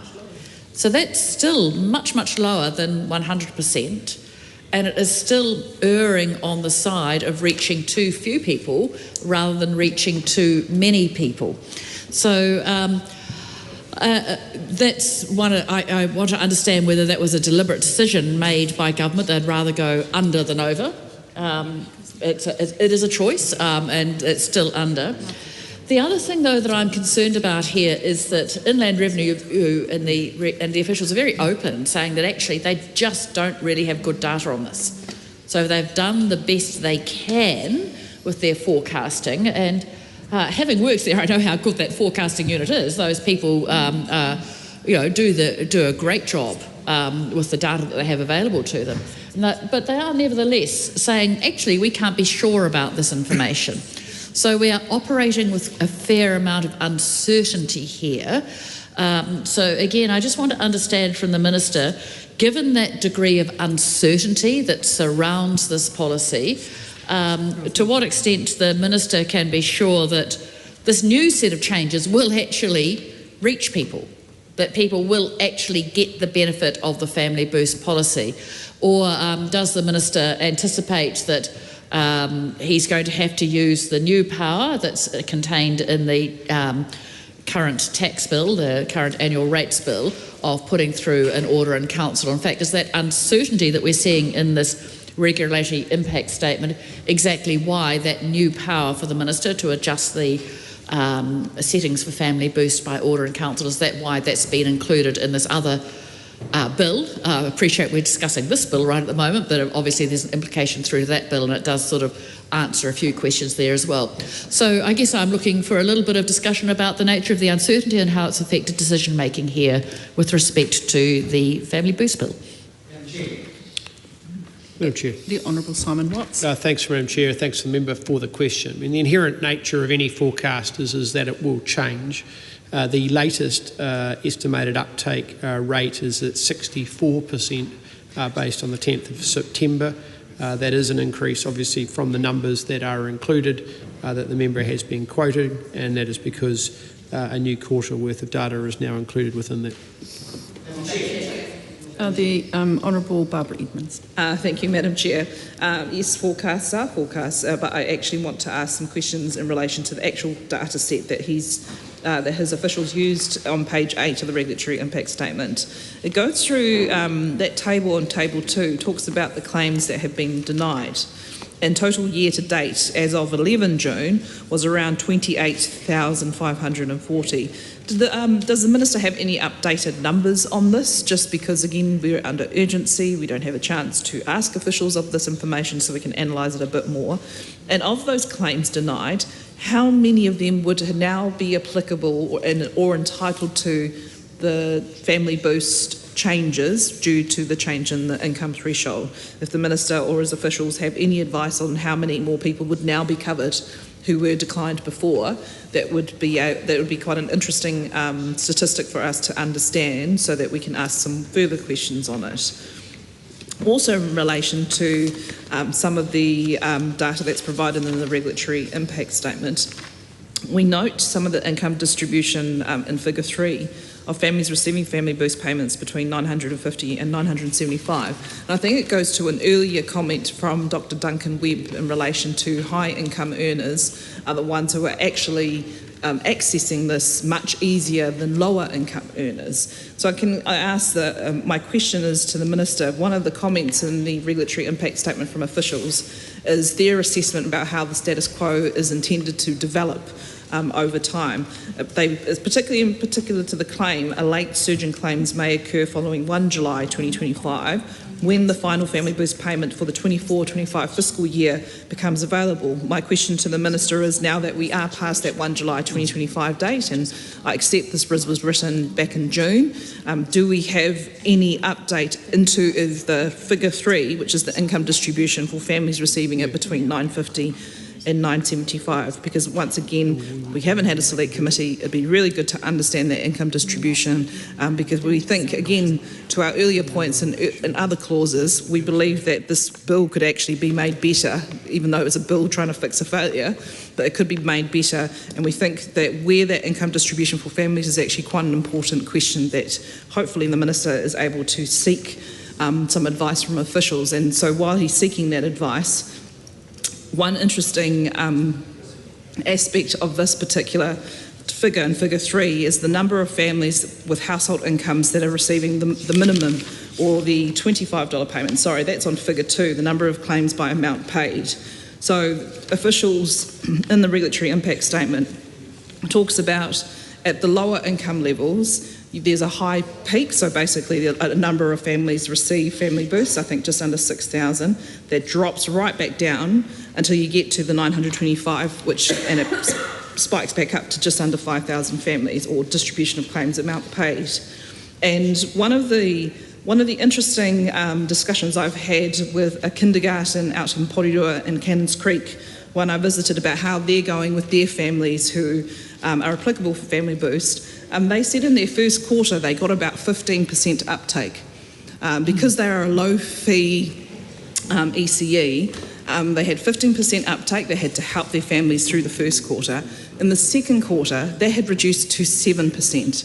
The reason why it reduced to 7% was that the families had to spend time to do the administration of this, and we're actually only getting between $7 and $15 back.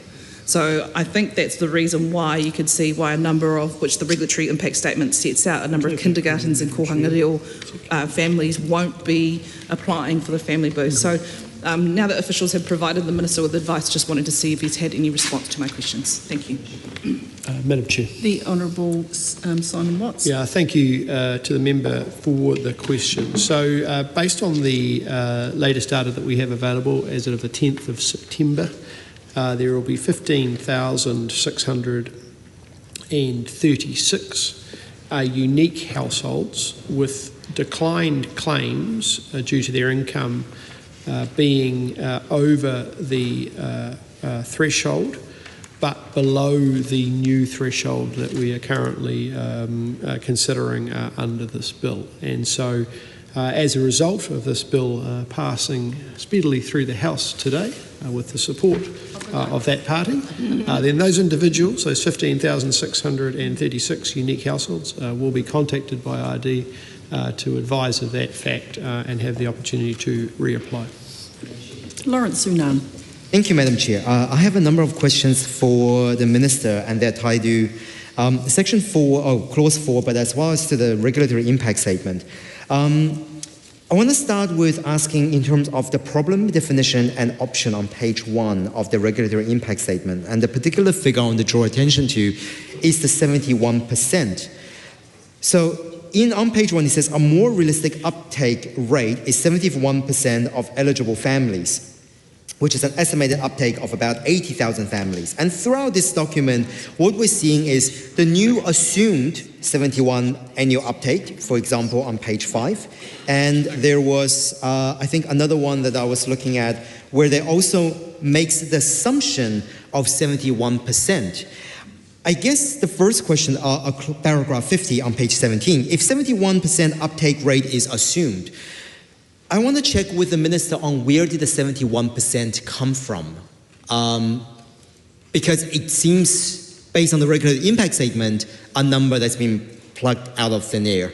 And if the 71% is something that is aiming at, I also want to check, the second question I have is whether the Minister is familiar with the Goodhart law, whether the 71% is going to be a target or a measure, because those two things are also fundamentally different. So where does 71% come from? And is that a target or is that a measure?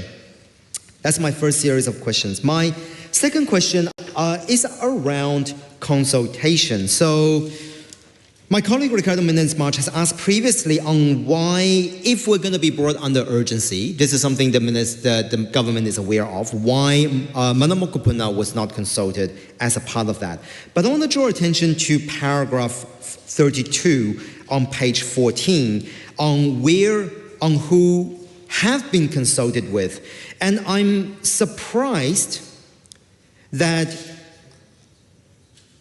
in that list, the Early Childhood Advisory Committee, which isn't much of a committee, Office of the Early Childhood Education, which is, has a very important individual, but this Early Childhood Council, which is the organization of owners of privatized and commercialized EC services, but what I'm not seeing being consulted is public and community-based EC services for their feedback. So I would like to ask the Minister, why have there been a cherry picking of EC service providers have been consulted? So the example that I want to give, and this is just one example of many, is kindergartens Aotearoa.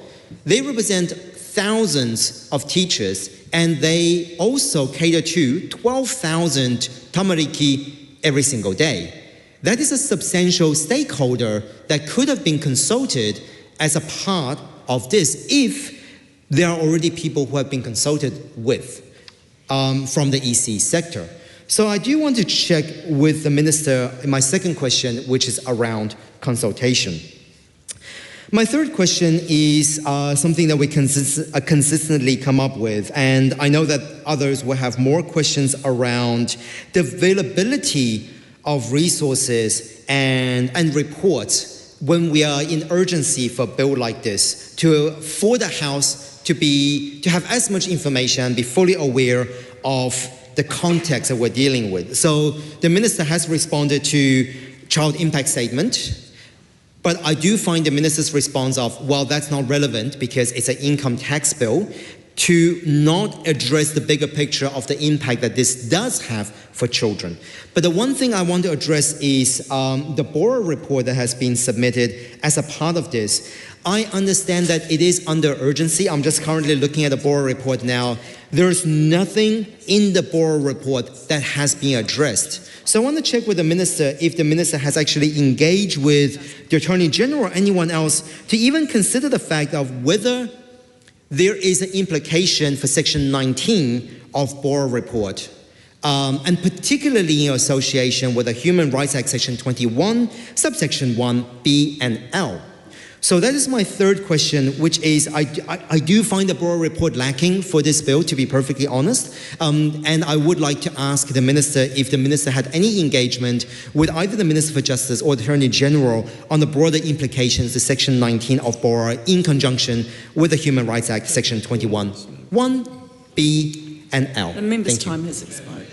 The Honourable Simon Watts. Madam Chair, just a quick response to those questions. In regards to the 71% rate, it's based on the Family Boost uptake rates to date, as well as observed uptake for other government assistance programs. In regards to the consultation, the member asked around public kindergartens and other aspects. They are part of the ECAC, which was consulted with. The Honourable Dr. Deborah Russell. Thank you, Madam Chair. Madam Chair, I do have some questions that I want to get to when we discuss Clause 5. I just want to foreshadow them here because, of course, there's two parts to the change to Family Boost. One is increasing the amount that a family can receive. One is increasing the number of families who are eligible by shifting income thresholds. So that's in Clause 5, and I do want to discuss some of the issues that are sitting around Clause 5 there. However, Clause 4 is the one that does the work of increasing the amount that's available. And I guess I was wondering to what extent, it's interesting here because the Minister had choices, excuse me, which we'll discuss under Clause 5 around whether trying to get more families into the scheme in the first place or giving those that are in the scheme more money. And he's chosen both of those, but in this bit it's giving them more money in Clause 4. And I guess this relates to the comment that my colleague Dr. Aotearoa made earlier in terms of the pressure that, in particular, my colleague Barbara Edmonds has put on the Minister around whether or not anyone was going to get the full $250 a month that was promised by the government in the combination of childcare rebates and tax cuts. Now, we know that 244 families received the full amount of Family Boost, but we couldn't find a single family who had received both Family Boost and sufficient tax cuts to get to $250 a fortnight. Now, by increasing the amount of Family Boost that's available per Clause 4, which is Clause 4 done, that increases the amount of Family Boost, so you need less tax cuts to get to that $250 per fortnight. I guess I'm worried that by making the choice to increase the amount of the rebate that's available, rather than trying to get to some of the families who aren't receiving Family Boost and should be getting it. And here I'm particularly thinking of some of our low-income families, our Māori and Pacifica families who are not claiming it. Was that a really deliberate choice to go after that $250 a fortnight rather than thinking about where the need is? So it really worries me that this is a policy that actually makes those who are well off better off. Those who are not necessarily well off but in the middle, they'll get the extra money, so that's a good thing. But what about the people at the bottom end? And it feels to me as though they're missing out. So a slightly meta question. I probably won't have another question on the detail of Clause 4, but just around the extent to which the thinking was around being driven by that $250 a week tax cut and Family Boost target promised in the last election campaign, and the way to achieve it has been done through increasing Family Boost. The Honourable Julianne Genter.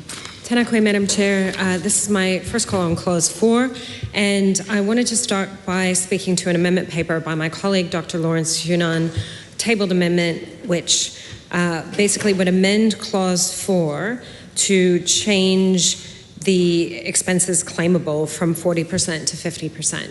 The government has stated that the intention of this amendment bill is to provide more support to families who are struggling with the cost of living. As I pointed out in earlier speeches, obviously the Green Party believes that the best way to do that would be to have kept the extension of 20 hours free ECE to 2-year-olds. In the absence of that, which obviously this government has not done and will not do, we think that at least we should be making it possible for those families who are eligible to claim back more funding to support the very high cost of childcare. And so what that would do is shift the amount that is maximum claimable from $1,560 to $1,950. You know, it would make a difference. As the previous speaker, Honourable Deborah Russell, alluded to, as far as we know, there's no family out there that has received the amount per week that the National Party had campaigned and claimed that they were going to deliver in the election campaign. I assume that, you know, the mandate they got at the election campaign is the reason for having Family Boost rather than a more effective policy that would make it easier for more families to access early childhood education and not have such high costs. So yeah, just basically, and I have a question. So I want to speak to that amendment paper. There's a further amendment paper that I will speak to in Clause 5. This tabled amendment also amends Clause 5, but predominantly it amends Clause 4. Hoping that the Minister can consider it. And I guess the question would be, was increasing the amount that was available from, you know, to a higher amount, was that considered I don't believe we've had an answer from the Minister in this Committee of the Whole House debate to the question of whether there was a distributional impact analysis of the policy, both the policy when it was originally brought through, and yeah, but that's not what a distributional analysis is. So maybe I can explain for the members opposite what a distribution analysis is. It's a question, it's kind of, I mean, it's related to other things that have been raised in this debate, which is who is this going to get to? Which people? What income levels? Is this predominantly supporting people on low incomes, on middle incomes, on higher incomes? Is it reaching the families that are the most in need? That's what a distributional analysis does. So asking the Minister, has a distributional analysis been done, and would they or did they consider this sort of change of potentially enabling the expenses claimable to be 50% rather than 40%, which would provide more support with cost of living, make it easier for families to access early childhood education, which we know is something that is good for everyone in Aotearoa. The Honourable Barbara Edmonds. Thank you, Madam Chair. It's just a really brief question, actually, and it's around Clause 4, Subpart 3, or Part 3, or Para 3. And it says subsections 1 and 2 apply to tax credit quarters commencing on or after 1 July 2025. I just want to ask the Minister why he needed that specific Subpart 3 to that clause when we already know that the Act comes into force from 1 July 2025. If he can just explain why it needed its own specific enforcement date. Maybe it's a drafting decision, but it just looks unusual given the shortness of this bill. And I note that it's also covered under Clause 5 as well. So why is there a separate need to set out a commencement date for the subclauses, given that the commencement date of the bill is already covered under Clause 2? Madam Chair. Ryan Hamilton. I move that debate on this question now closed. The question is that debate on this question now closed. All those in favour, please say aye. Aye. To the contrary, no. The ayes have it. Party vote is called for Mr Clark. New Zealand National. 49 votes in favour. New Zealand Labour. 34 votes opposed. Green Party of Aotearoa, New Zealand. 15 votes opposed. Act New Zealand. 11 votes in favour. New Zealand First. 8 votes in favour. Te Pāti Māori. 5 votes opposed.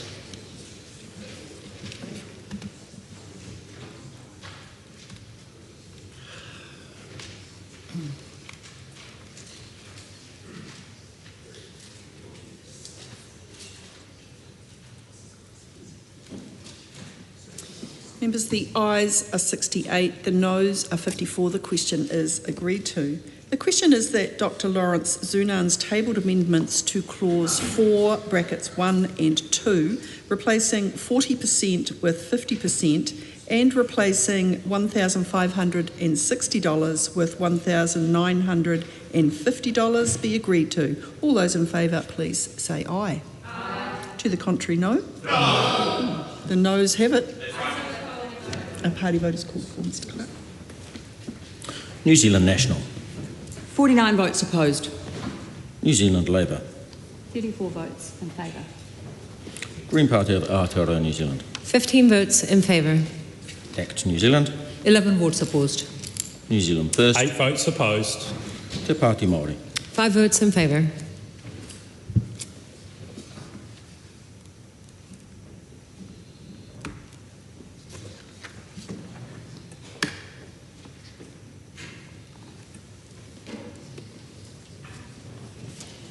The ayes are 54, the noes are 68. The question is not agreed to. The question is that Clause 4 stand part. All those in favour, please say aye. Aye. To the contrary, no. No. The ayes have it.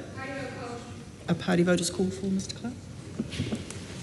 New Zealand National. 49 votes in favour. New Zealand Labour. 34 votes opposed. Green Party of Aotearoa, New Zealand. 15 votes opposed. ACT New Zealand. 11 votes in favour. New Zealand First. 8 votes in favour. Te Pāti Māori. 5 votes opposed.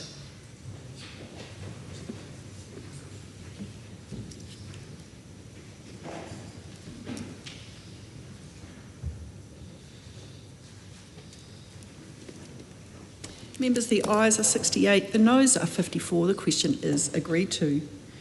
Members, we now come to Clause 5. This is the debate on Section MH5, Amended Family Boost Tax Credit Abatement. The question is that Clause 5 stand part. The Honourable Simon Watts. Well, thank you very much, Madam Chair. And for the members, Clause 5 of the bill proposes reducing the abatement rate from 9.75% to 7%, applying to households earning over $35,000 per quarter or $140,000 annually. This increase of the maximum qualifying household income per quarter increases from $45,000 to $57,286, or equivalent to $180,000, increasing to $229,144 per year. Accordingly, households with a quarterly income exceeding $57,286 would become ineligible for Family Boost. In regards to a question noting on distributional analysis and income distribution, I must refer members to the fact that if in the RIS under Figure 1, which relates to Clause 5, this analysis is actually included in there. So if the members review the RIS, they will find the response in regards to that point, which is relevant. Lawrence Unan. I want to just first pick up on two questions that I asked previously to the Minister that I think still is worthwhile. Thank you to the Minister for addressing my consultation question, but I also wanted to check with the Minister in terms of my question around the 71% assumption that was made, as well as the question on Bora. But in terms of Clause 5, I think Clause 5 is where we are able to look at some of the additional options that's been presented here, because the whole essence, I guess, is the predominant question I have is why 9.75% to 7% in terms of lowering the abatement rate? And with that, I would like to speak to my amendment paper, which is lowering the 7% to 5% in terms of abatement. And I think in terms of that, it just allows more families having the ability to access Family Boost as well. But I guess the question around that, which I'm I guess a little bit concerned by, and this comes back to the 71% when it comes to the eligibility criteria, which abatement rate of this section of this clause is a large part of. I'm drawn to paragraph 54 of the regulatory impact statement and under option 3, where the first page, they talk about we're never going to achieve 100%, so we're making an assumption that 71% is realistic. But option 3, under paragraph 54, it says the risk is that there is an uptake higher than 71%.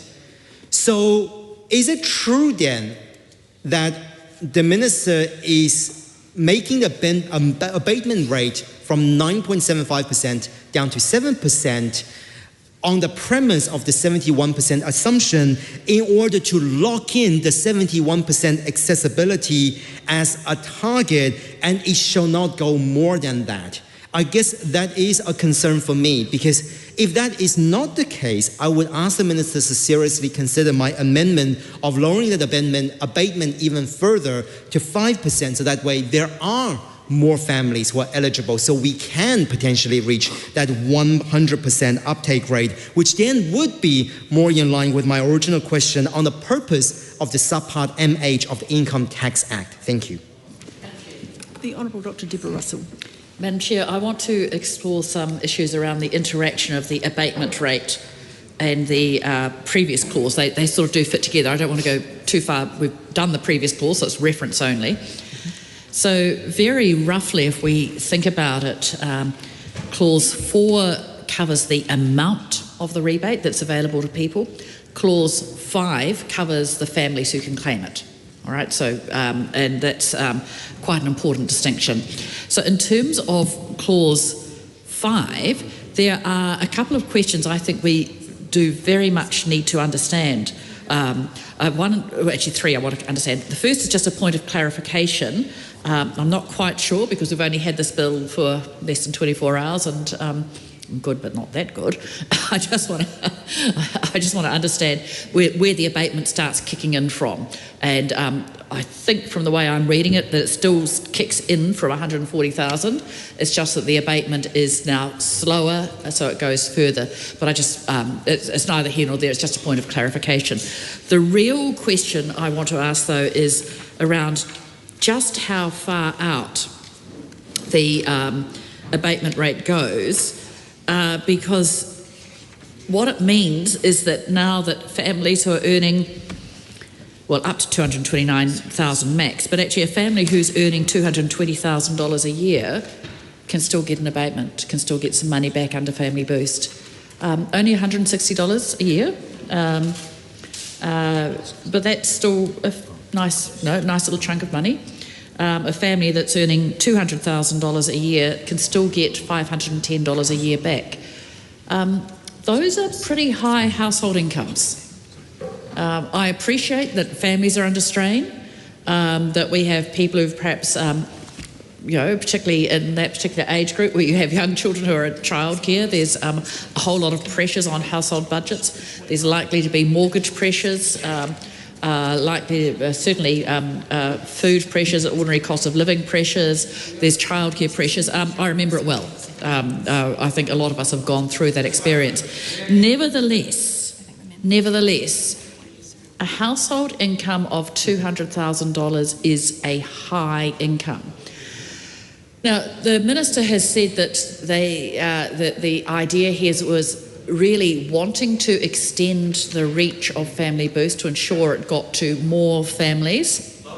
But there was a choice to be made here, because another way to ensure it got to more families would have been to work with families to make sure they're claiming the rebate in the first place.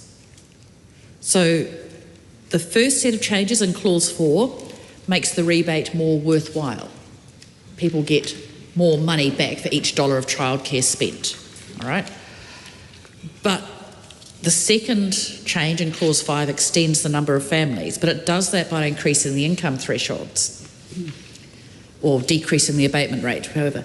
The alternative was to spend more on outreach, to spend more time seeking out the Pacifica and Māori families we know are missing out on Family Boost. The alternative was to spend a bit more time and effort in making it easier for people to claim the rebate and making sure that people actually got it. So we know that people are missing out on it. We know that the take-up rate was around 51%, up to 64% now. We know that the modelled uptake is going to be around 71%. But the alternative strategy for ensuring that more families got the rebate was to reach harder into the communities that aren't claiming it, and to work harder on getting it to those families who aren't getting it in the first place. I said in a previous contribution that there are two mistakes that a government can make in terms of trying to pay out benefits or welfare or rebates or whatever. One is the mistake of being too generous, and the other is the mistake of, so it goes to people who don't need it. And are we making that mistake here by having it go to families who are earning more than $200,000? The other mistake, is where families who need the rebate aren't getting it in the first place. Now, it does seem to me that more work needs to be done to ensure that families who weren't otherwise claiming the rebate are getting it now. So why that choice, Minister, to simply extend the abatement range rather than making a greater effort to get into our most socio-economic deprived communities? Madam Chair. Sorry, Madam Chair. The Honourable Simon Watts. Thank you very much, Madam Chair, for the opportunity to... At your leisure, Mr Watts. Yeah, very good, appreciate that. To the questions noted by the member in regards to why 9.75 to 7%, the abatement rate decreased to 7%. and the relevant changes that we have made in regards, or are proposing to make in regards to the rebate rate increase to 40%, are both within the original budget 24 funding allocation for Family Boost, and so that is the rationale why 7%. In the context of what seems to be a little bit of confusion around the 71%. To clarify, the 71% refers to the number of families likely to take up the payment out of the total eligible families for Family Boost. So that clarifies those 2 points. The Honourable Barbara Edkins. Thank you, Madam Chair. Just thank you for the opportunity to take the first call on my first call on Clause 5. Bill is under urgency. We haven't had a chance to be able to actually analyse it at length and with the officials as well. So I appreciate again that government members are trying to shut down the debate, but at least allow us to actually analyse the bill if you're not going to add anything yourselves. So to Clause 5, it's a similar question to which I asked at Clause 4, which the Minister was not able to respond to. In subsection 3, it provides a different commencement date, which is the same commencement date, which is in Clause 2. My question to the Minister at the time for Clause 4 and now for Clause 5 is, why do you need subsection 3? Why do you need a commencement date in subsection 3 for subsection 1 and 2 and clauses 4 and 5? So I'm hoping he's able to provide an answer, whether that's just part of a drafting issue or whether that is just a style issue. It would be good to know, because those are the types of questions one would ask if we were given a proper select committee process, and we would have asked it as probably part of the revised track version of the bill. But my second part of my contribution on Clause 5 is actually to speak in support of Dr. Lawrence Zunan's tabled amendment to Clause 5, which is to replace the 7 with a 5, which goes down to the tax credit abatement rate. And the reason why I stand in support of it is because, similar to other tabled amendments today that have been put forward by opposition members, these amendments actually fit within the purpose of why we are here for this bill. It's set out very plainly in the regulatory impact statement. It's to increase the number of recipients eligible for Family Boost. It's to increase the payment amounts for Family Boost. And again, to the third point, which is where my question to the Minister is, could this fit within the fiscal envelope or the appropriations that he referred to before, given the significant underspend on this policy to date? So why I support Dr. Lawrence Zunan's tabled amendment is because, again, it gives families more money. So if the government decides to vote down yet again another tabled amendment that is helping to increase eligibility, increase money that doesn't get cut back for families because it's an abatement threshold, I don't quite understand why government members would vote down such tabled amendments which actually help their bill. We already know this bill is here because it was a policy failure. We already know that this bill is here because the government has to try and increase the eligibility. Increase the eligibility? No, it's actually here on page 1 of the RIS. Increase the eligibility. So that is why we're here. And if the member, Ryan Hamilton, is saying it's not the reason why we're here, you can actually read right through the RIS the policy problem that you're trying to fix with this bill. So since the member has clearly not read the regulatory impact statement, I can take him through what the policy problem, the policy failure that this bill is intending to address. So to his interjection, in response to his interjection, it's around the following factors that may be influencing the uptake and the level of financial assistance. The policy design. The regulatory impact statement says a feature of the Family Boost is that it covers unsubsidised fees. I'm just responding to the interjections from the government side of the House, which I think is fair. As such, the original estimate of eligible families may have been too high, as the model included all families who appeared eligible based on their income. Additionally, the design of the policy as a rebate model requires families to pay for ECE fees before receiving a family boost payment. This is a policy failure. To the second point to the interjection by Ryan Hamilton, compliance costs. The current model requires families to upload their ECE invoices. Can I just ask the member to statements. address her comments to the Minister, not to have a debate across the House? Fair enough, Madam Chair, and particularly because the government members don't want to add any contribution themselves. So to the Minister, again, the policy problem which a member from the government side of the House was questioning, which is this is not a policy failure, the compliance costs, the perceived benefit of the policy, the transient population. That's why this bill is here, is to fix a policy mistake and a failure by that side of the House. So Madam Chair. Rutherford. I move that debate on this question now close. The question is that debate on this question now close. All those in favour? All those in favour, please say aye. Aye. To the contrary, no. No. The ayes have it. Party vote is called for Mr Clark. New Zealand National. 49 votes. New Zealand Labour. 34 votes opposed. Green Party of Aotearoa, New Zealand. 15 votes opposed. ACT New Zealand. 11 votes in favour. New Zealand First. 8 votes in favour.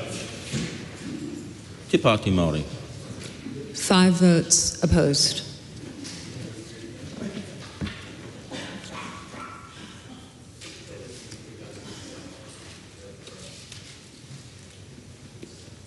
Members, the ayes are 68, the noes are 54. The question is agreed to. The question is that Dr Lawrence Zunan's tabled amendment to clause 5, brackets 1, replacing 7 with 5, be agreed to. All those in favour, please say aye. Aye. To the contrary, no. No. The noes have it. Ayes have it. Party vote. A party vote is called for, Mr Clark. New Zealand National. 49 votes opposed. New Zealand Labour. 34 votes in favour. Green Party of Aotearoa, New Zealand. 15 votes in favour. ACT New Zealand. 11 votes opposed. New Zealand First. 8 votes opposed. Te Pāti Māori. 5 votes in favour.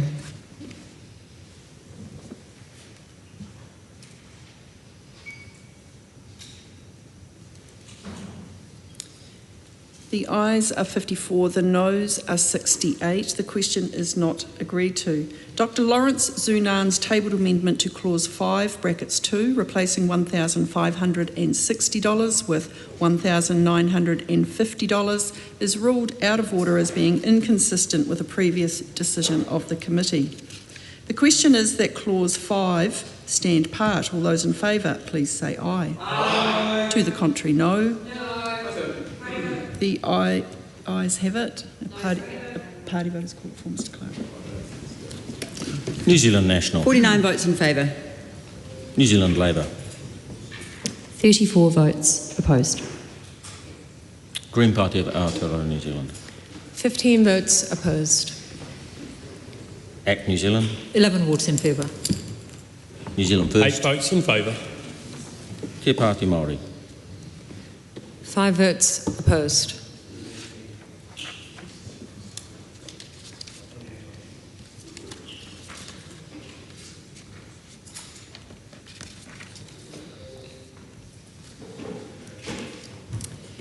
Members, the ayes are 68, the noes are 54. The question is agreed to. I will report this bill without amendment.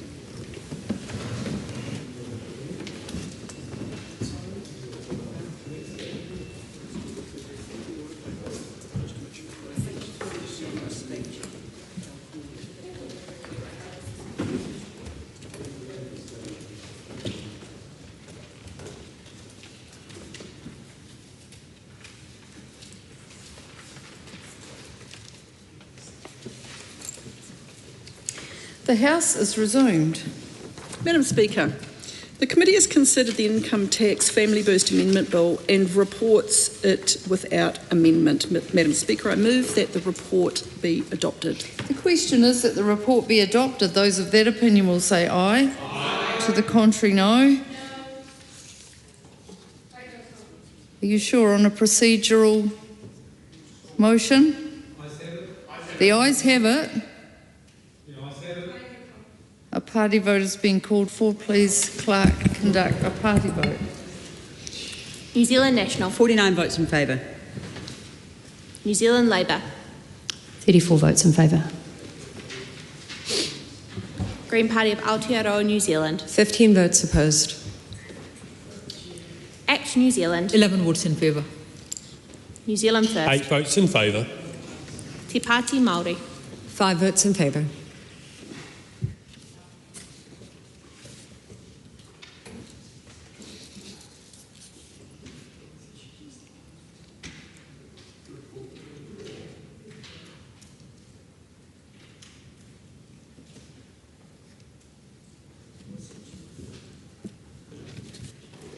The ayes are 107, the noes are 15. The question is agreed. This bill is set down for third reading immediately. Honourable Simon Watts. I move that the Income Tax Family Boost Amendment Bill be now read a third time. Madam Speaker, I would like to thank the members of the House for engaging with the content of this bill during the committee stage. It is good to see such thought going into the objectives of this bill. I would like to emphasise one point about Family Boost. This scheme is targeted at low to middle income New Zealand families. And while some higher income families will receive some Family Boost, the fact remains that Family Boost is targeted at low to middle income families. And that means that the benefits of a Family Boost is concentrated on low to middle income families. They receive the tax credit with no abatement. The fact that some higher income families will also receive some of the benefit of Family Boost simply shows the effect of abatement in action. Just as with working for families, we cannot simply abruptly terminate entitlement. It must be abated to ensure and allow for different family circumstances and incomes. That naturally means that although the focus is on low to middle income earners, there is some peripheral benefit to higher income earners. To remind you, this bill proposes that Family Boost credits increase from 25% to 40% of weekly early childhood education fees, meaning a much larger Family Boost credits for eligible families on the fees that they pay.